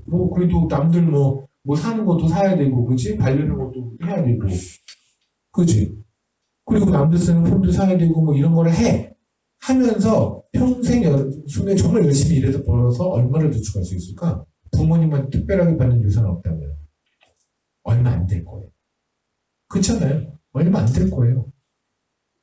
아니 평생 노력해가고 벌어봤자 얼마 안 되는 게 우리 수준의 노력인데 어떻게 구원을 우리 노력으로 따낸대? 그러면 구원의 가치가 딱 그 정도라는 거잖아요. 맞죠? 그런데 만약에 이것이 아니라 구원은 진짜 무한한 가치라는 걸 인정한다고 칩시다. 무한한 가치를 인정하면서 우리의 노력으로서 이 구원을 따낸다고 생각하는 건 일단 말이 안 될 것이며, 그죠? 그리고 구원을 따낸다거나 구원을 취소할 수 있다는 말 주장하는 사람들은 도대체 얼마나 본인의 삶이 완벽하길래 그런 주장을 해요. 그렇지 않아요? 그걸 말하는 사람, 그걸 주장하는 사람 자체의 그 삶이 얼마나 구원을 따낼 만큼 완벽한 삶이시길래 스님이야? 도대체 어떤 삶을 사시길래 도대체 구원을 따낼 수 있다, 구원을 취소할 수 있다는 얘기를 없고 뭔가 그거를 저는요, 만약에 구원이 취소할 수 있다라는 교리가 성경에 그림자 가치라도 하나 있다고 해도 저는 그 부분은 말하지 않을 거예요. 왜? 전 자신이 없어요. 저는 구원이 취소할 수 있다라는 말을 할 자신이 없어요. 왜? 저는 구원이 취소할 수 있다라는 거를 만약에 그 교리가 맞다면 전 포기해버릴 거예요, 기독교를. 저 지금 포기할 거예요. 교회 떠날 거예요. 만약에 구원이 취소할 수 있다? 근데 이런 구원이 우리 쪽의 노력으로 따낼 수 있다. 우리 쪽의 노력과 하나님의 은혜가 콜라보로 이루어진다고 하면 저는 교회 떠날 거예요. 왜? 저는 그럴 자신이 없어요. 여러분은 모르겠지만 저는 제 평생 죽을 때까지 구원을 절대 하나님 취소할 수 없을 만큼의 완벽한 삶을 살 자신이 없어요. 없다니까요? 쥐든 아닌 것도 나를 보면서 성교사님은 그러세요? 이러거든요. 저는 자신이 없어요. 그리고 저는 제 노력으로 구원을 따낼 만큼 그 값진 구원을 따낼 만큼 저는 그렇게 값진 노력을 평생 할 자신 또한 없어요. 저는 그래서 구원은 하나님의 은혜로만 주어져야만 해요. 아멘. 아멘. 하나님의 은혜로만 주어져야 그 구원이 진짜 무한한 가치예요. 아멘. 아멘. 이런 거잖아요. 제가 너 돈 벌어서 이거 사라. 이 얘기는 얘가 돈 벌면 살 수 있는 정도의 가격이에요. 그죠? 좀 뭐냐면 이거는 네가 평생 아무리 무슨 짓을 해도 넌 이거 살 돈 못 벌어. 그래서 내가 줄게. 이게 은혜예요. 아멘. 아멘. 우리 쪽의 노력으로 따낼 수 없기에. 그래서 하나님이 주셨기에 그것이 은혜란 말입니다. 그런데 여로보암이 벨리알의 자녀란 말은 너무 이쁘다. 그죠? 벨리알의 자식들이 뭔 짓을 했어요? 아무나 제사장에 손들면 니네가 손 뻗어서 노력하면 아무나 제사장 해라고 만들었다고요. 그게 열왕기상 12장의 얘기예요. 금송아지를 만들었다. 그리고 제사장 아무나 시켰다. 오케이. 이거를 가지고 지금 아비암이 얘기를 하는 거예요. 이제 역대하 13장으로 갈게요. 마무리하겠습니다. 저랑 많이 계신 분들 알겠지만 제가 마무리하겠습니다. 그리고 보통 30분을 더 하잖아요. 근데 오늘은 안 그럴 거예요. 오늘 제가 인내를 많이 발휘하고 있게. 인내가 솟는 날이 있나 봐. 컨디션이 인내가 되네. 좀 되는 것 같아요. 7절 볼게요.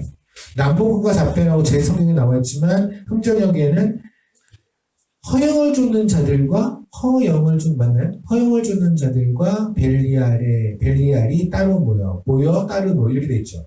맞죠? 맞아요. 허영을 따르는 자들과 허영을 따르는 자들 그리고 벨리알. 거기는 잡배라는 말이 원래 흠전역에는 벨리알이라고 돼 있고 그리고 킹제임스 버전의 영어도 벨리알이라고 돼 있는 거예요. 말씀을 드렸죠. 그죠? 이 벨리알 그러므로 지금 내가 너랑 전쟁하겠다 그 말이에요. 아비암이. 그러니 하나님은 이걸 적극 지지하시죠. 제가 여러분이 드리는 도전인 겁니다. 여러분은 과연 이런 전쟁을 할 의향이 있으세요? 아비암과 지금 우리가 맨날 이스라엘 백성 욕하잖아요. 그죠? 근데 이스라엘 백성은 뭔가 좀 되게 나쁜 놈들의 상징. 어떤 나쁜 놈들은 집단. 그런 거 같잖아요. 이들은요, 목숨 걸고 싸웠어요. 40년. 하나님의 진리를 지키기 위해서. 최소한 우리가 그 중에 하나는 돼야 될 텐데 여러분이 혹시 그 정도의 각오가 돼 있는지 모르겠어요. 이들은요. 보세요. 군대를 갔다 오신 분이 알겠고 아니면 군대를 안 갔다 오신 우리에 대한 그림을 알잖아요. 그죠? 전쟁을 나갑니다. 자녀들 처자식이 있겠죠. 아빠 어디가? 나 이번에 전쟁 해야 돼. 아빠 못 돌아올 수도 있어. 왜? 어디 가는데? 아니 하나님의 진리를 무시하고 버리고 땅에 박는 그런 친구들이 있대. 그 친구들하고 우리가 목숨 걸고 싸워야 돼. 진짜 목숨 걸고 싸워가는 거예요. 근데 그 가족에 있는 아내가 얘기하는 거예요. 가야지. 가야지. 죽더라도 가야지. 어떤 남편은 그랬겠죠. 어쩜 넌 그렇게 가라고 그러냐. 왜 가야지. 싸워가서. 죽더라도 하나님의 진리를 지켜. 우리의 이름 따위가 뭐가 중요해? 하나님의 이름이 중요하지. 라고 남편이 보냈겠죠.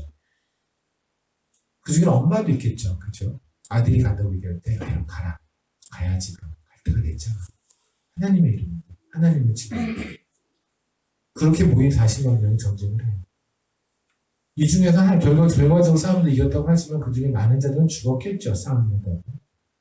무엇 때문에? 하나님의 진리 때문에. 우리가 그렇게 손가락질하는 이스라엘 백성들이 어떤 사람들이었냐면 하나님의 진리를 지키기 위해 목숨을 걸었던 사람들이에요. 우리는 과연 어떠냐는 거예요. 하나님의 진리가 왜 거기 되든 2단이 나오든 3단이 나오든 별 관심이 없어요. 제가 조금 전에 식사하면서 말했지만 지하철에서 어떤 애가 난동 비슷한 걸 하려고 그러는데 그것도 어떤 할아버지한테 저하고 옆에 같이 있었어요. 다른 이렇게 양복 입으시는 멀쩡하게 생긴 젊은이도 있었는데 할아버지한테 어떤 애가 요구를 하는데도 가만히 있어. 진짜 가만히 있어요. 와, 그걸 인내라고 그러나? 근데 차라리 그거에 가만히 있는 건 차라리 낫죠. 하나님의 이름이 짓밟히는 거예요. 하나님의 이름이 짓밟힌 게 뭘까요? 제가 여러분이 이렇게 말해요. 하나님의 이름이 짓밟히면 하나님 참겠어요? 그러면 아니요 라고 말을 할 거예요. 근데 하나님의 이름이 짓밟힌다는 사실을 알아야 화를 낼 거 아니야. 하나님은 영이시라 그분의 진리도 눈에 보이지 않아요. 그리고 하나님의 진리가 짓밟힌다는 사실 우리는 몰라요. 누가 와고 하나님 보고 하나님 개새끼라고 말하는 인간은 없어요. 하나님을 안 믿어도 그렇게 말하진 않아요. 오케이?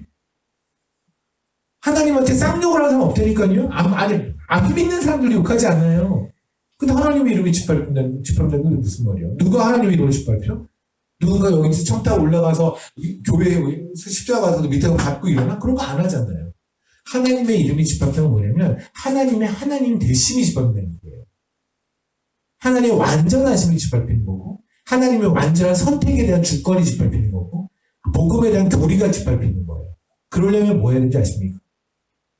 교리를 알아야 짓밟히는 걸 알죠. 문제는 뭐냐면 교회에 있는 성도들이 교리를 모른다는 거예요. 가르치지도 않고 배우지도 않는다는 거예요. 그러니 가만히 있다 신천지로 흘러가는 이유가 뭔지 아십니까?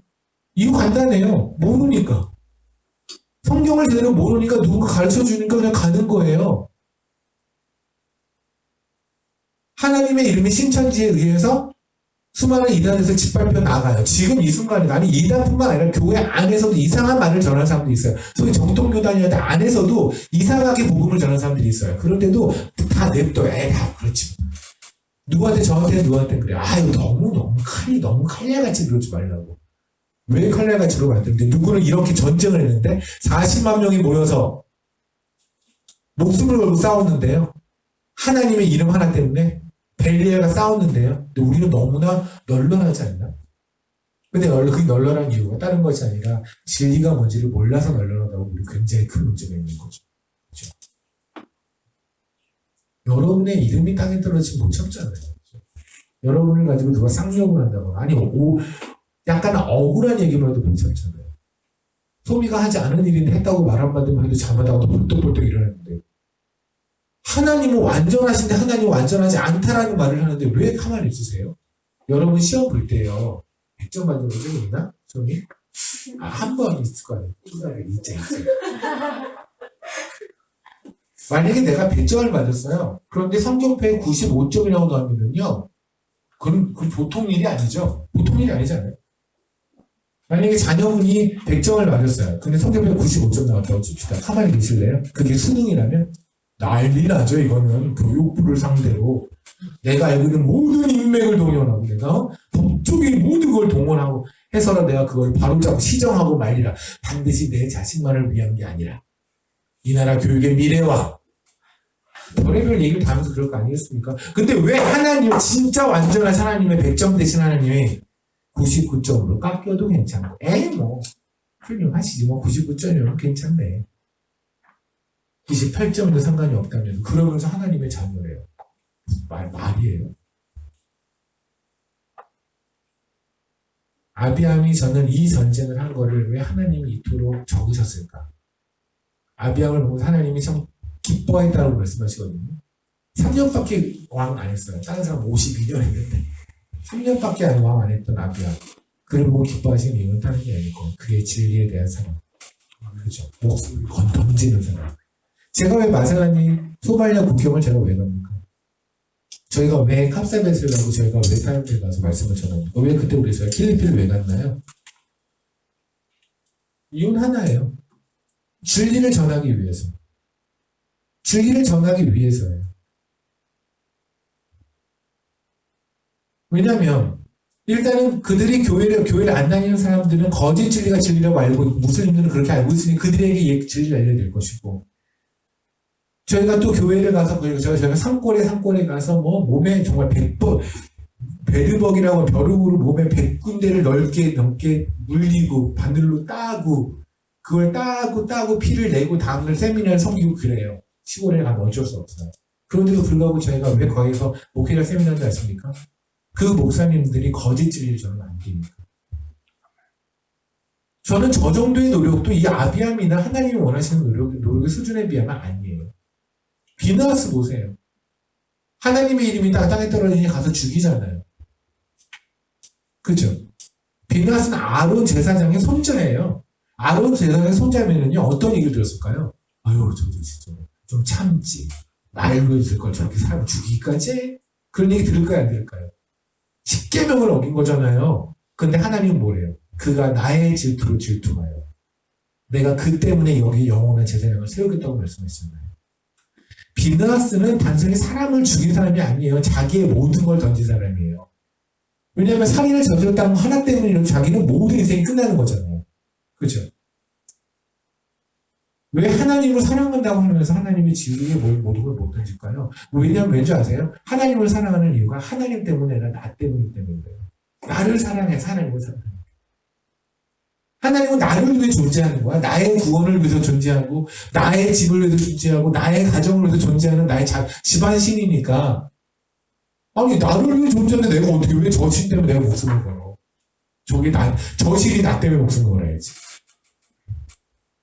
만약에 여러분이 정말 하나님을 사랑하고 그리고 하나님을 경배하며 그리고 하나님의 이름 때문에 살아간다는 그런 믿음을 가지신다고 한다면 그거는 정말 진짜 그리스도인이실 거고 그렇다면 간곡히 부탁드리는데 정말로 말씀 더 열심히 배우세요.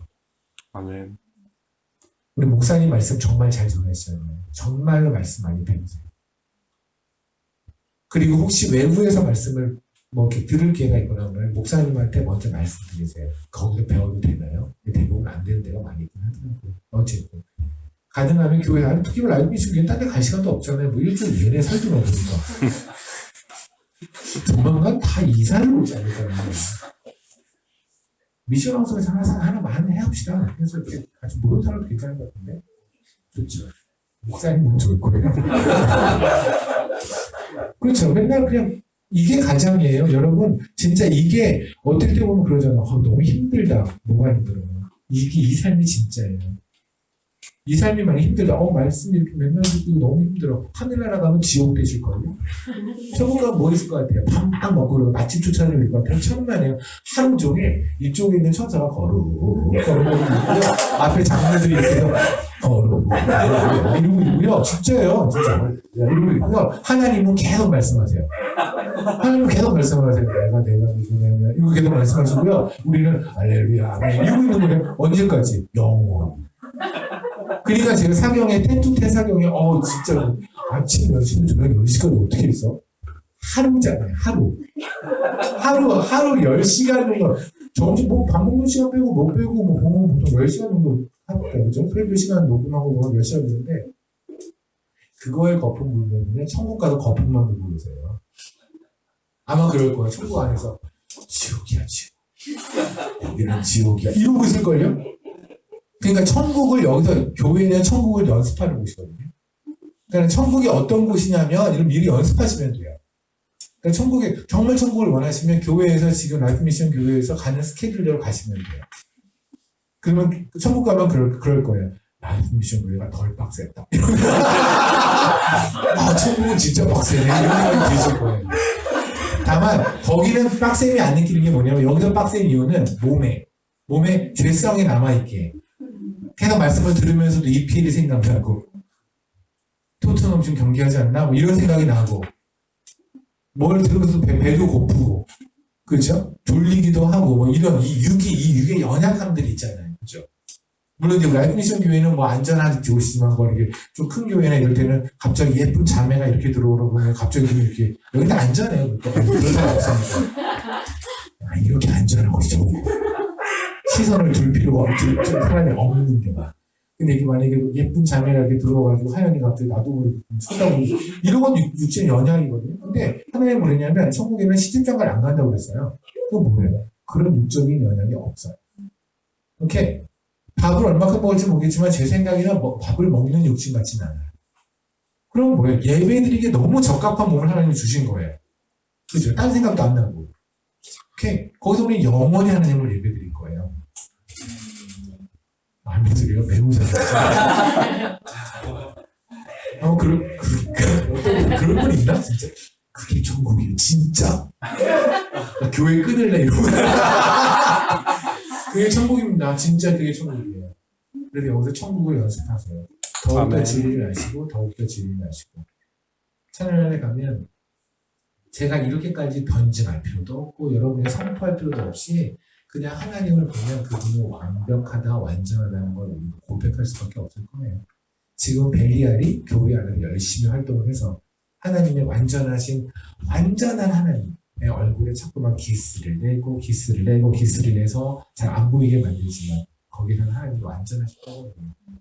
아멘. 제가 몇 번 예를 들었는데 예전에 원빈이랑 같이 술을 먹은 적이 있어요. 하나님 압니다. 사람은 완벽한 사람이 이런 사람입니다. 완전한 얼굴. 진짜 저도 나이도 어린 그거사씨 저한테 오늘 원장님 술 한잔 하시죠. 이렇게 막 이래요. 그렇게 되더라고요. 사람이 이렇게 그의 완전한 얼굴에 압도되더라고요. 하나님의 완전함은 뭔지 아세요? 세상의 모든 완전한 아름다움을 말씀으로 만드신 완전함이죠.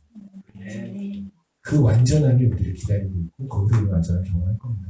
이 땅에서 여러분이 그것이 정말 그리운 사람이 있다면 그렇다면 이 땅에서 그 완전함을 조금이라도 더 배워가십시오.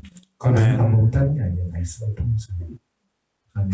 아멘. 그래서 진리를 선포하는 교회에 여러분이 소속되어 있는 것은, 그리고 그런 리더와 함께 있다는 것을 여러분의 복이고, 무엇보다 복은 여러분 마음속에 진리를 갈망하는 마음이 있는 것이 바로 복이라고 믿습니다. 아멘.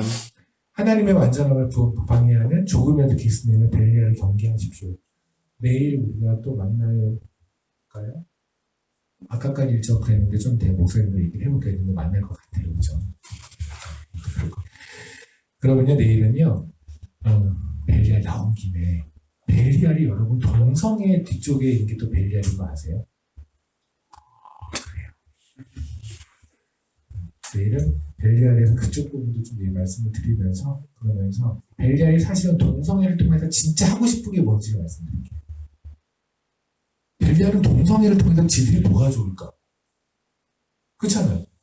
그러니까 사단은 그래서 벨리알이 교리를 뒤쳐버려서 하나님의 완전하심을 무너뜨리는 게 좋은 거잖아요. 그렇죠? 그럼 동성애를 통해서는 벨리알은 무슨 기쁨을 누리는 걸까? 벨리알이 만약에 동성애 뒤쪽에 숨어있는 사단이라고 한다면 과연 그건 무엇일까를 내가 한번 또 나눠보도록 합시다. 어쨌든 진리를 압시다. 아멘. 네. 기도하시겠습니다.